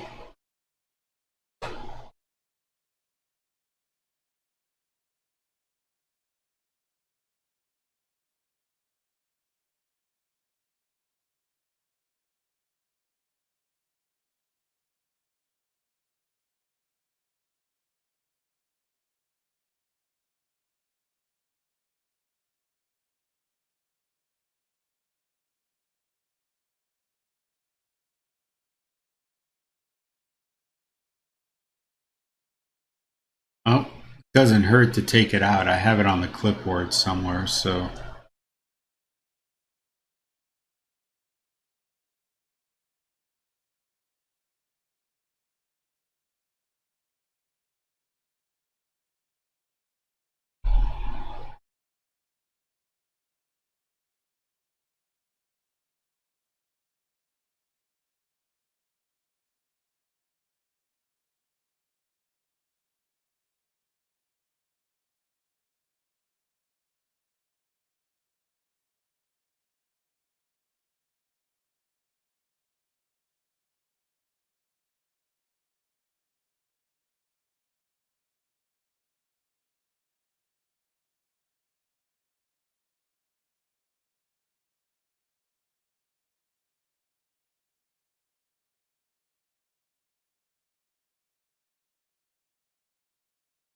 I will clear all the cookies again and try it one more time.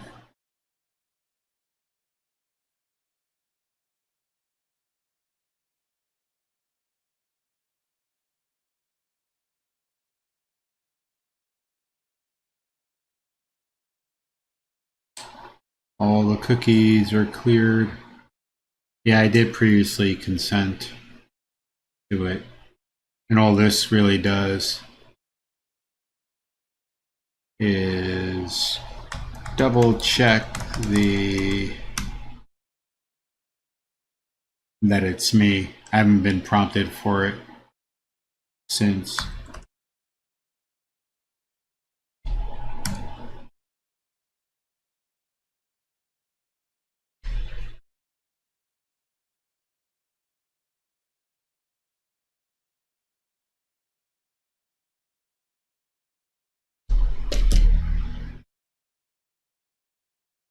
Daryl, do you want me to try to delete it?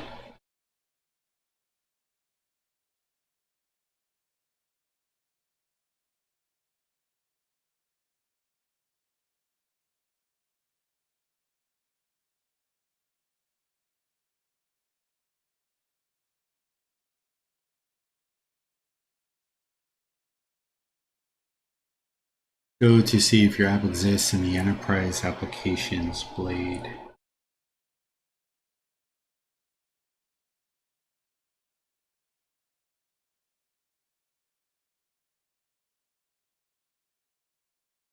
Nope. Oh, yep. It's right there.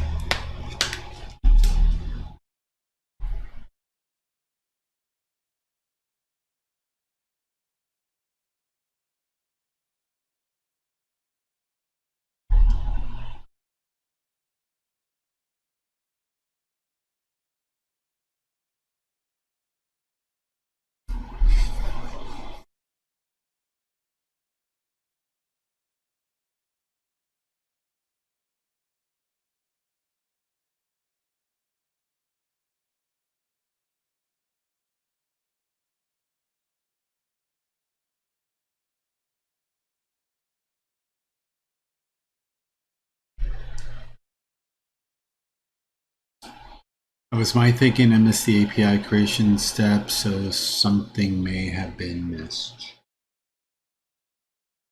So let's go to the API first.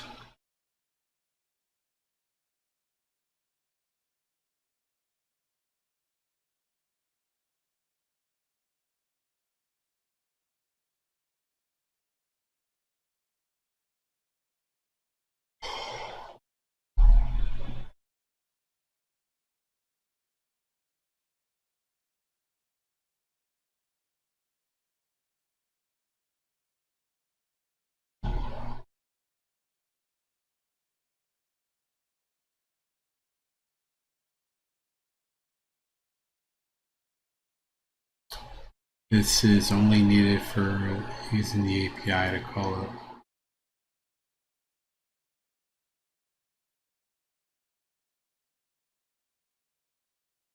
That's my thing. I missed the API creation. This is only needed for using the API to call other APIs. Go back to the client app and delete it. Joe, you'd be okay? Sure. Want me to delete both the client app and the API, or just the API?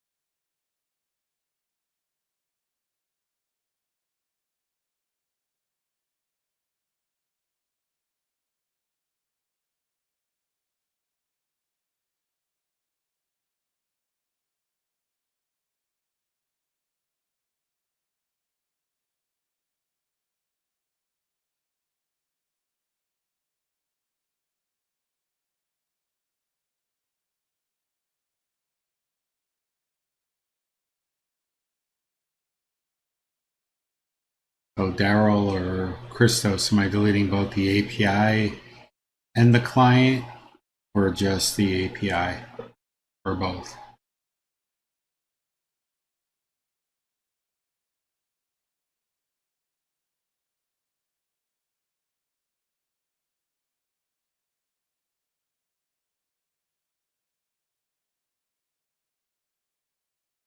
Okay, done.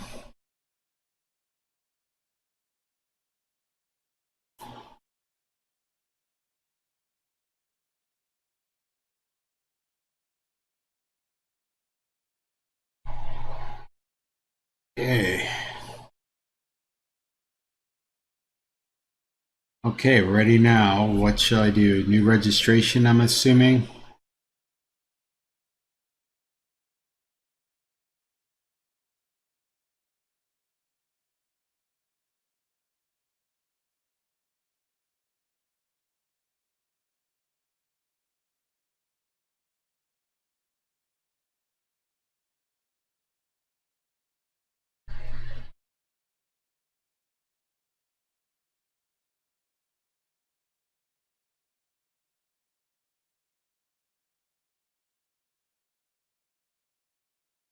I think we deleted the enterprise app. Deleted both. We are starting fresh.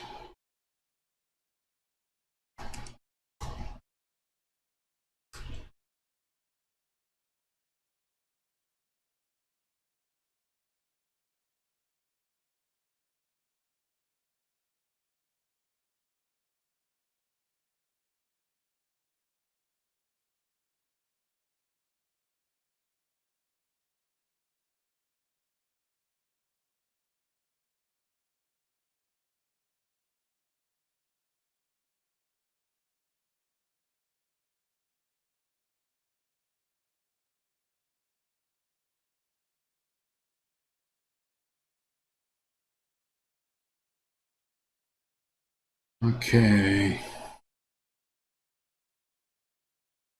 Back to the root. And select app registrations. Now I'm there.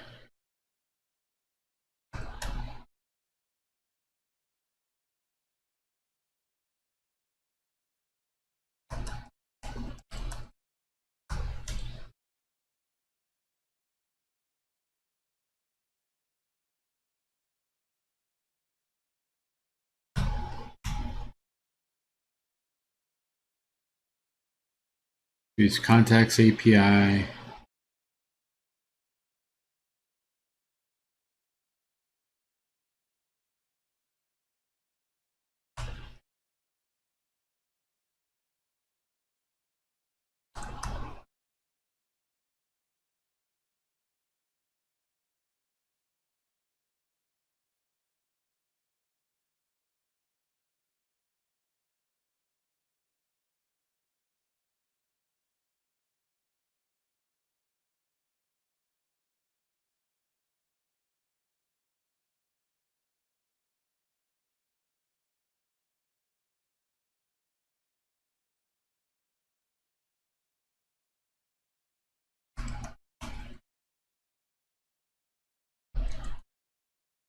Now we registered it. Now we're going to create a permissions for it.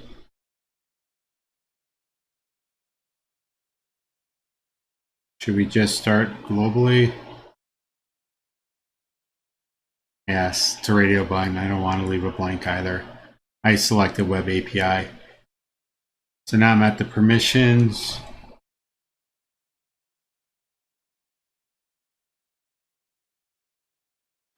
Didn't do that step.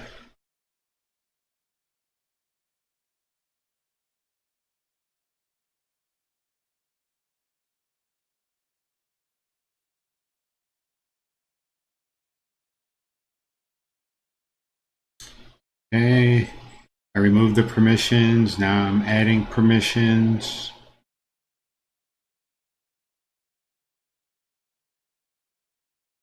What permissions do I want to add?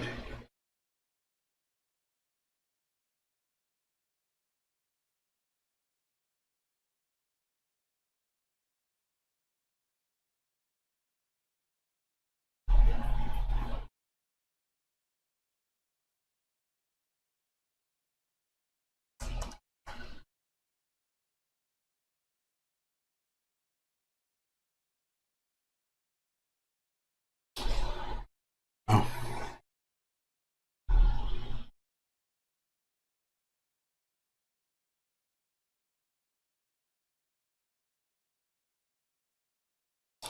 okay, API. Okay, add the scope. Want me to add the scope next, I assume?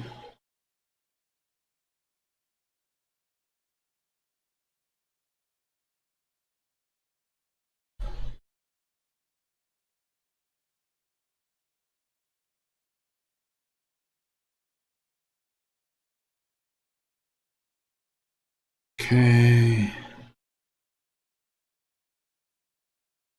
Yes, we need to configure the scope in the expose API, save and continue. Add the scope URI. Now I need to give it a name. Contacts.list.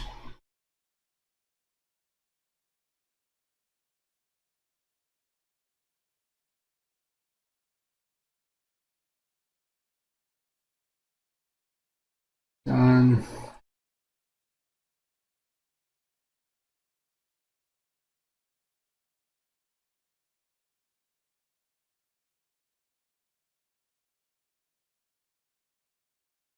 Change to admins and users. Give it a name. Then make consent display name. List all contacts. List all contacts.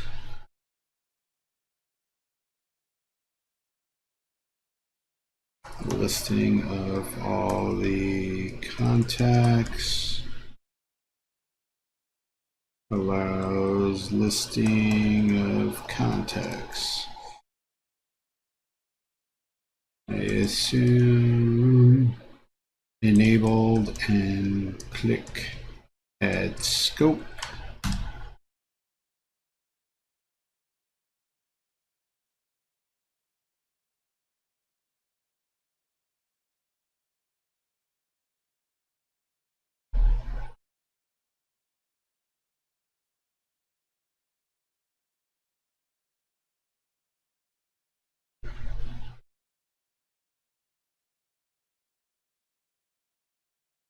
Added.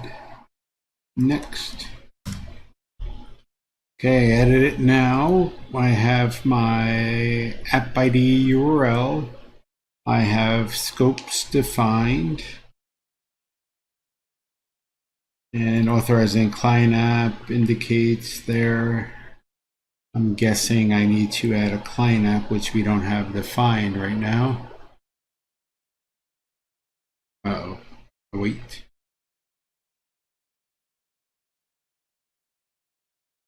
Manifest. Okie dokie.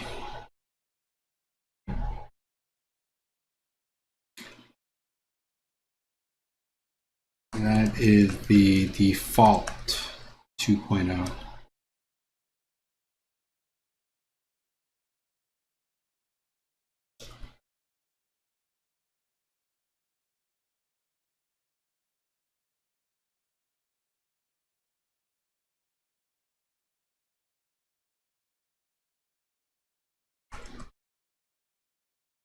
Oh, you want me to add the client app next?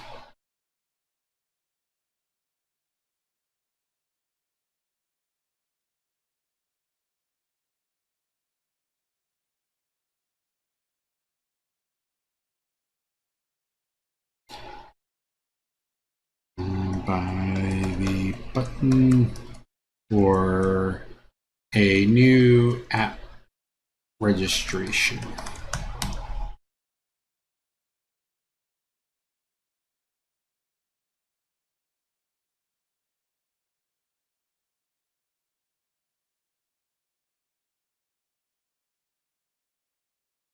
New app registration. So I'm going to go to app with new app registration, and we are going to call this Postman client for now.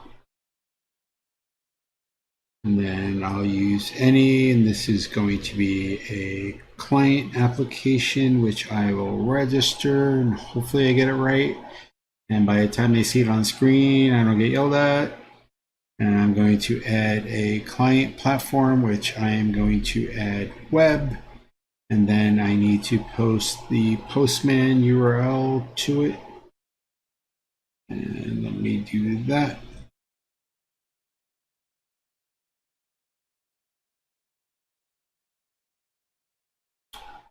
Okay, so I did a new app, adding platform, set the redirect to Postman. Do I need the implicit flows?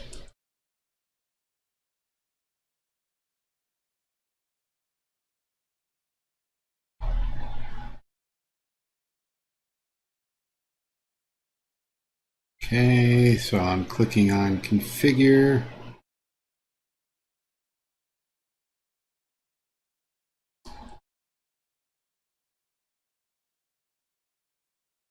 And I should be good to go. Next steps.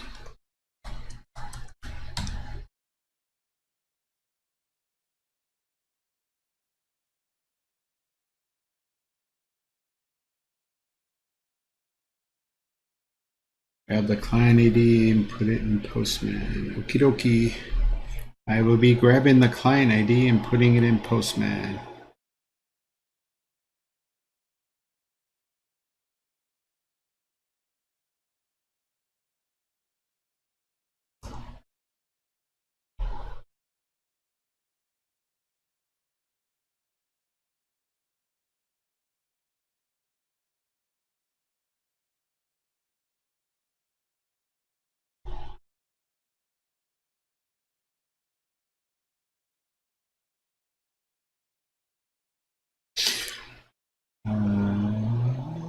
So Daryl's telling me to grab the client ID, put it in Postman. Christos is saying API permissions.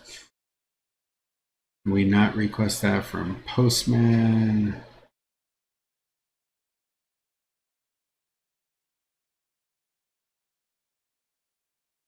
I assume I need to create a new secret too, so let me go back and create a secret. Do client secret, Postman client secret.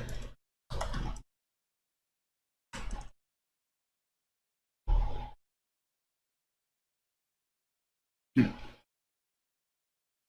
least I don't feel like a total noob. Even you guys are having trouble figuring out what we need to do.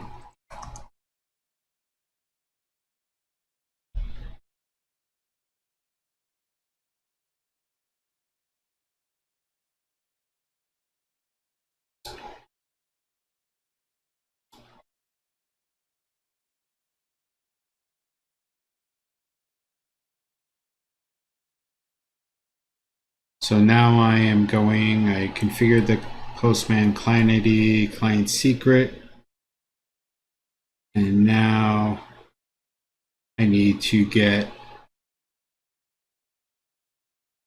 a API scope URL, which I don't remember where it is. Here we go. Copy that. Paste that into Postman.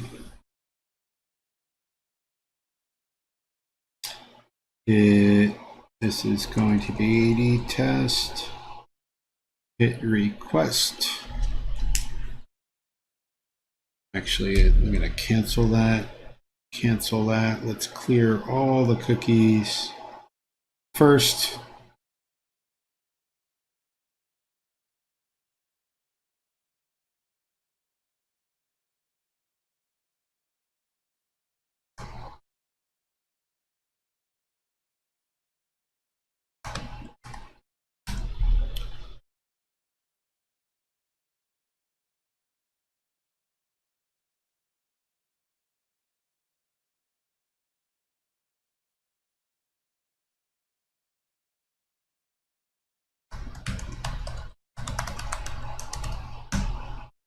Logging in with my username.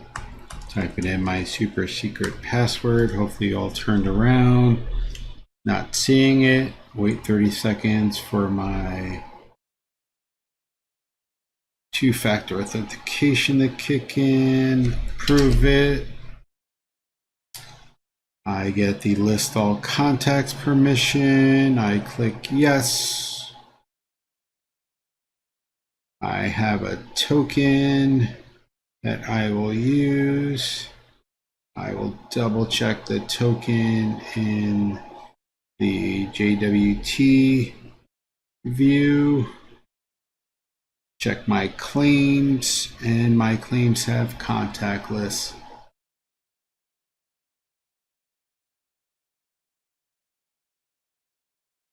So I have the claim and token ready for API call.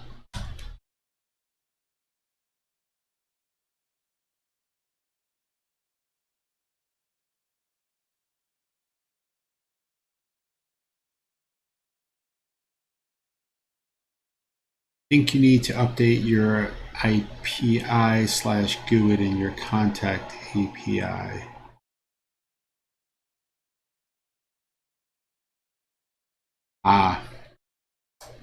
Yep. You're right, Daryl. Need a new client ID, tenant ID in app settings.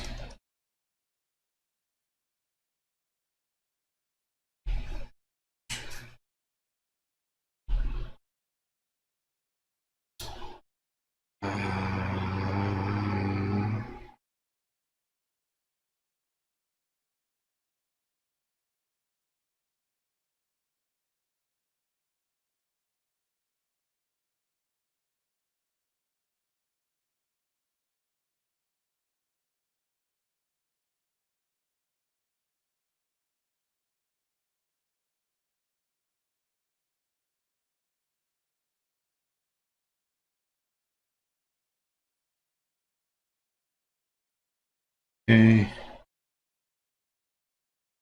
Change client ID in app settings. Running with my fingers crossed.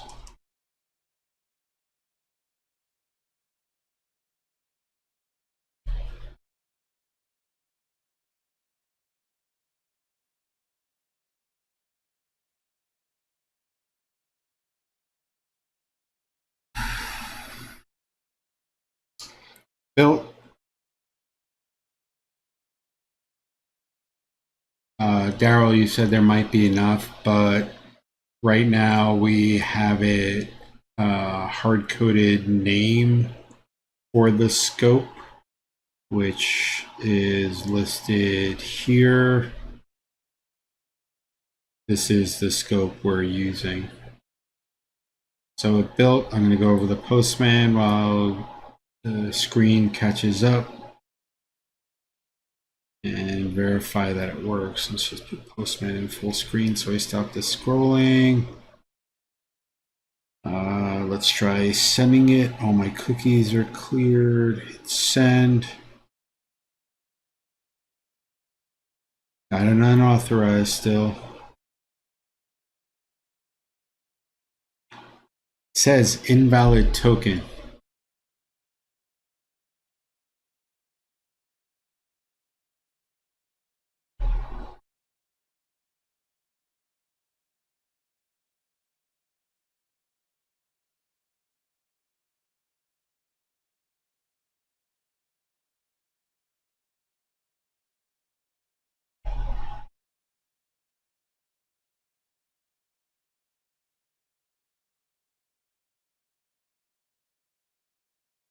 So what do I need to do?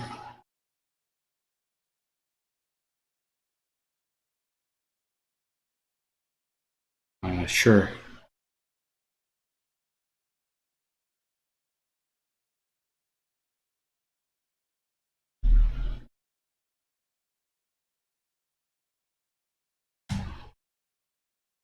Uh,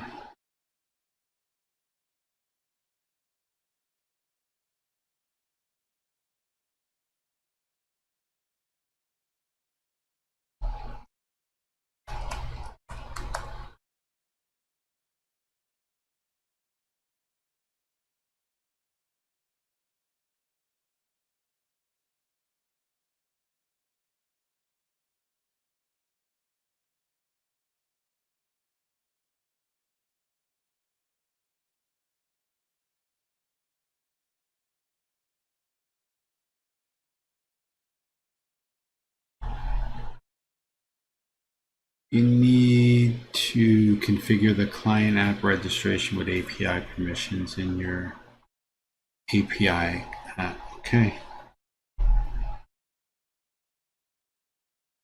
API permissions, add permission.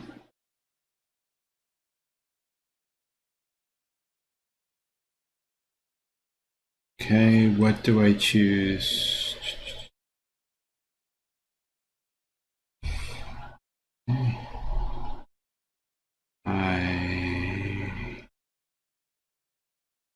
Back in PAD.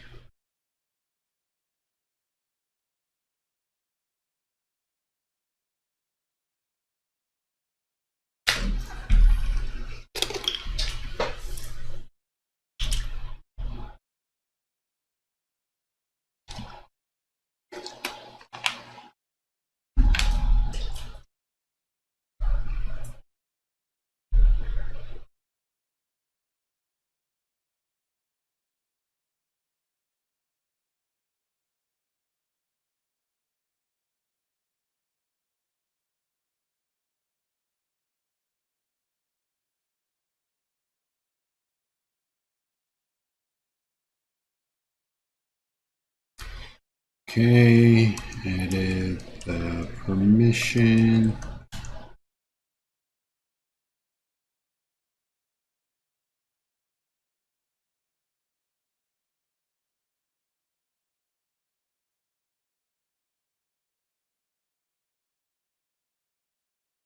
Let's clear the cookies and get a new token.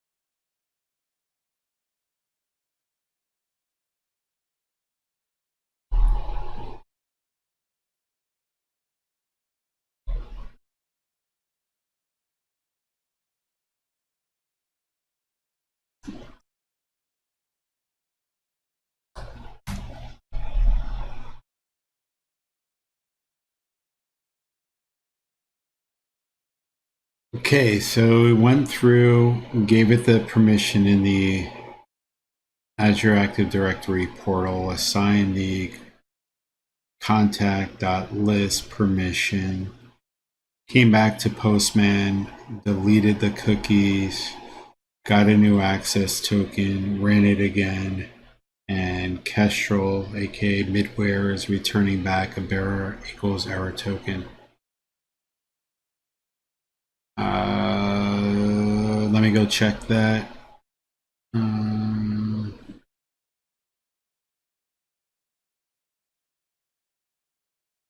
That was a previous one. I don't have it in debug mode, so I don't know if I would see anything.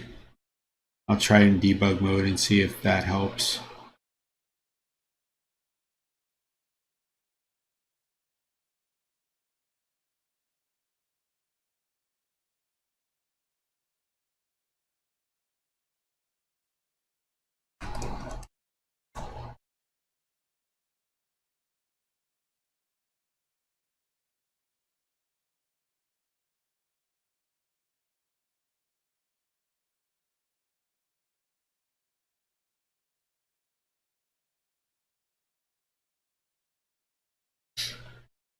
So now just waiting for the screen to catch up with everyone and see that we're at protected API.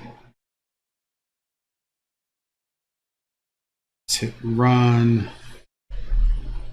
Target ready. Now listening, 501, app shutdown.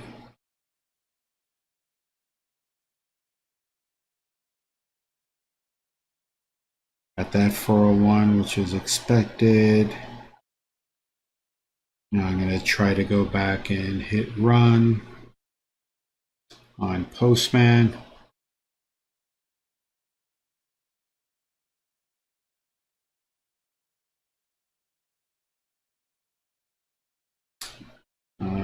Looks like it ran it. Let's see what the console says. Nothing in console.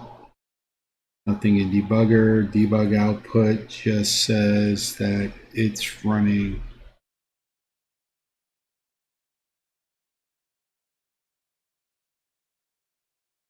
Getting a couple of PDB files not found, but I would expect that.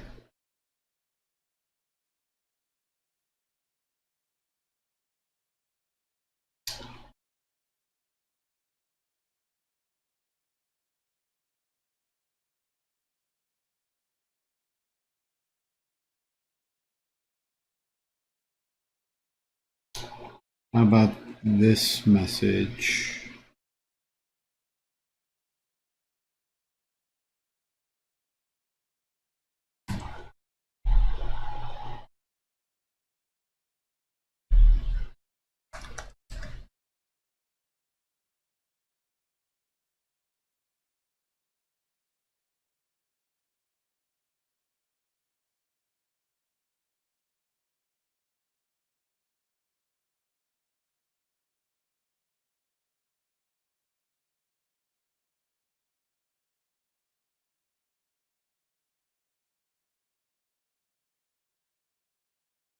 Okay, moving the method back up. Redebugging.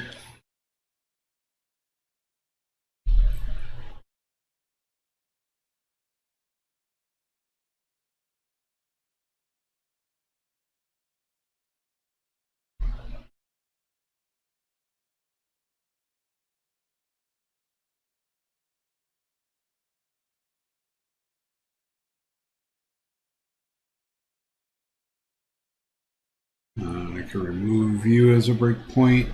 Play. Okay. Now let's do get new just for the sake of it.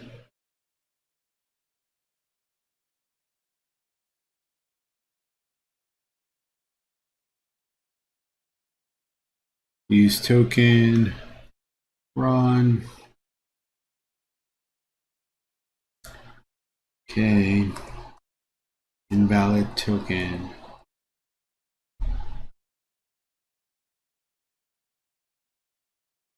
Yes, that would be great, Daryl. It's a pain in the butt, but if we get this to work, which we're on hour 2 almost, I will put together a nice blog post tomorrow about it. I'm off tomorrow from work.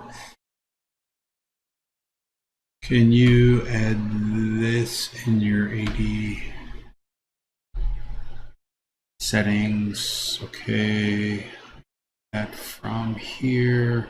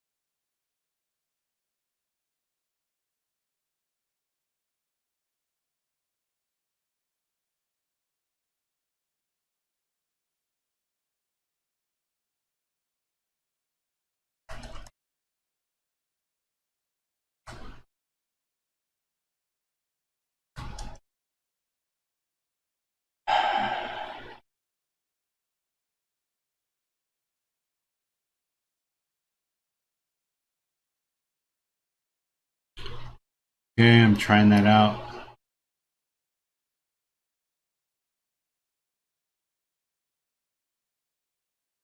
Yes, I'm signing in with a Hotmail account. I did enable multi-tenant. Does that matter?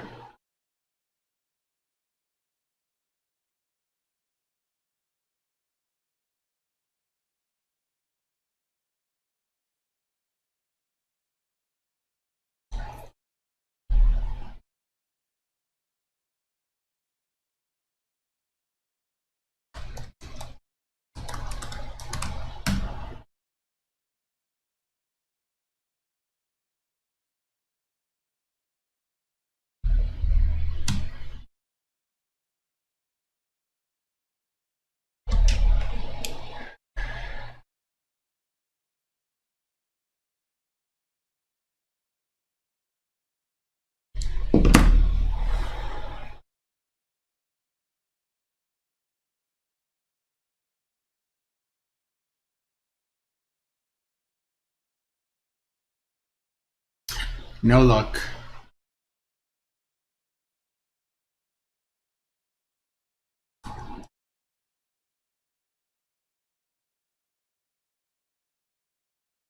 Same invalid token.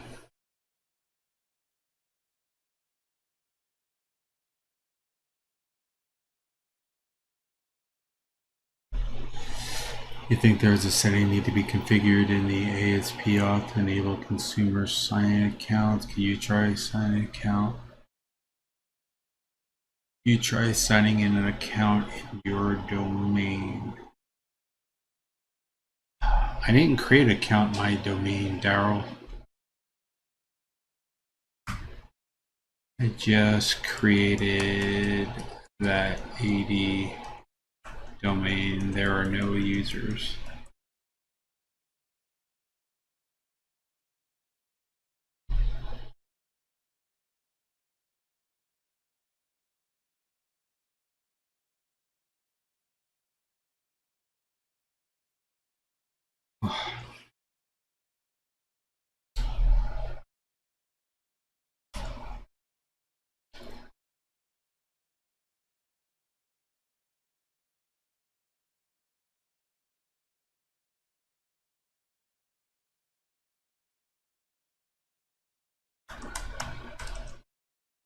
Creating a user, JoeG, Joseph,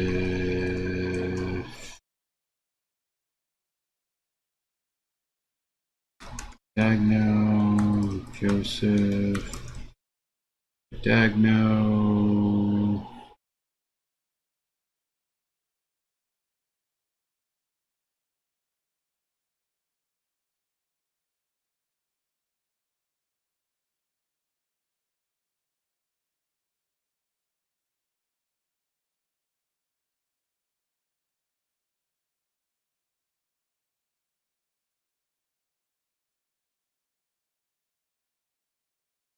So my user is already in here, but I'm going to try logging in with the coding with JoeG and see. I have to remember to go and change this password. A second. So let's go back here to the portal. Cookies, bye bye cookie, bye bye cookie, bye bye cookie. Let's delete the access token. Delete, delete, delete, delete. Generate new access token. Quest token. This is, I already forgot. JoeG.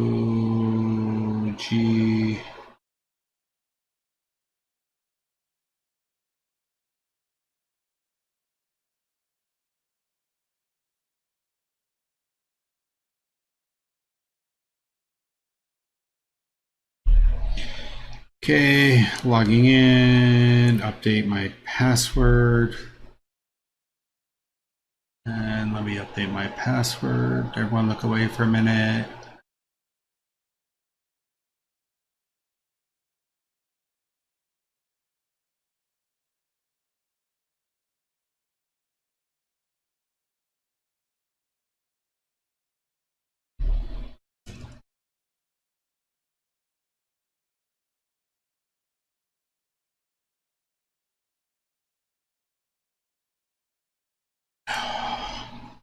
Thanks, Daryl and Christos, for sticking with us, or sticking with the stream. So here I got list all the contacts, tells me how to get that permission, everything else. Click accept. Got the token. Let's go and verify the token is good. Make sure that the only token there. Let's go to JWT, validate the token is there. Claims, has my name, has the new email address, has the right contact permission.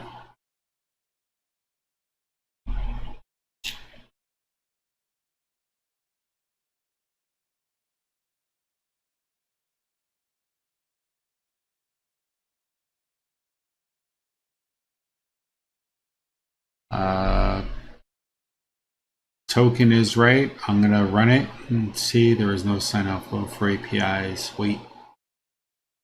Okay, what am I waiting for?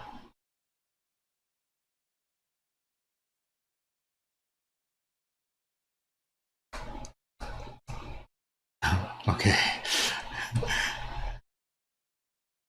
Send.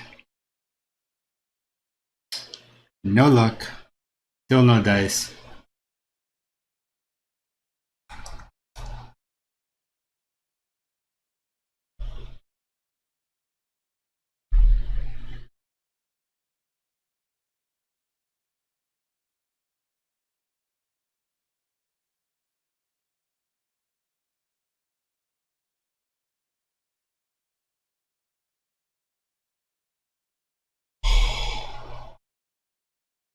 Ooh, excuse me. Okay.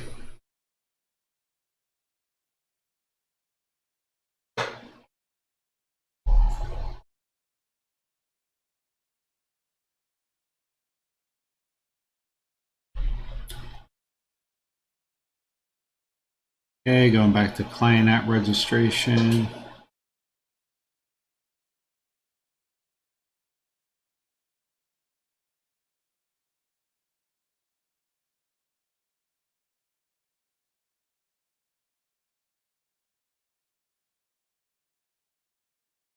For the Postman or API.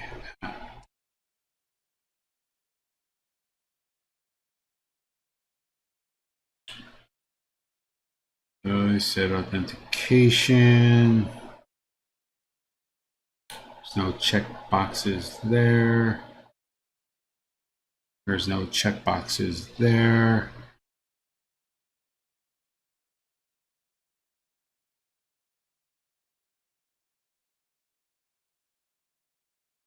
Go back to client app registration.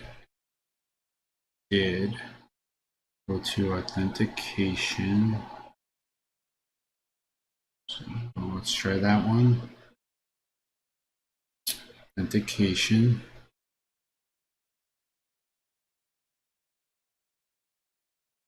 Save. Got it. Saved it.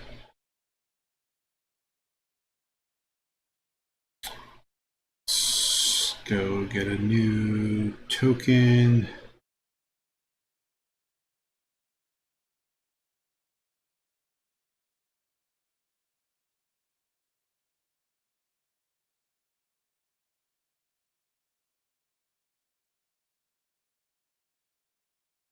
Let's clear cookies just to make sure.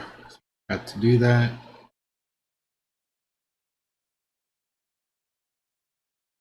Get new access token. Last token. JoeG at coding with JoeG.onmicrosoft.com.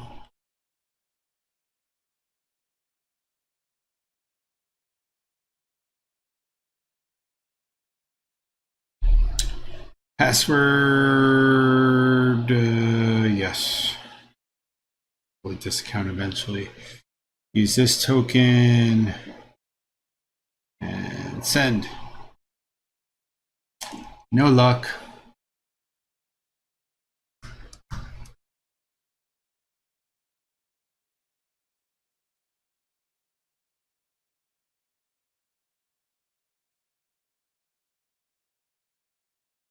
Appreciate you guys sticking through and try to figure this out.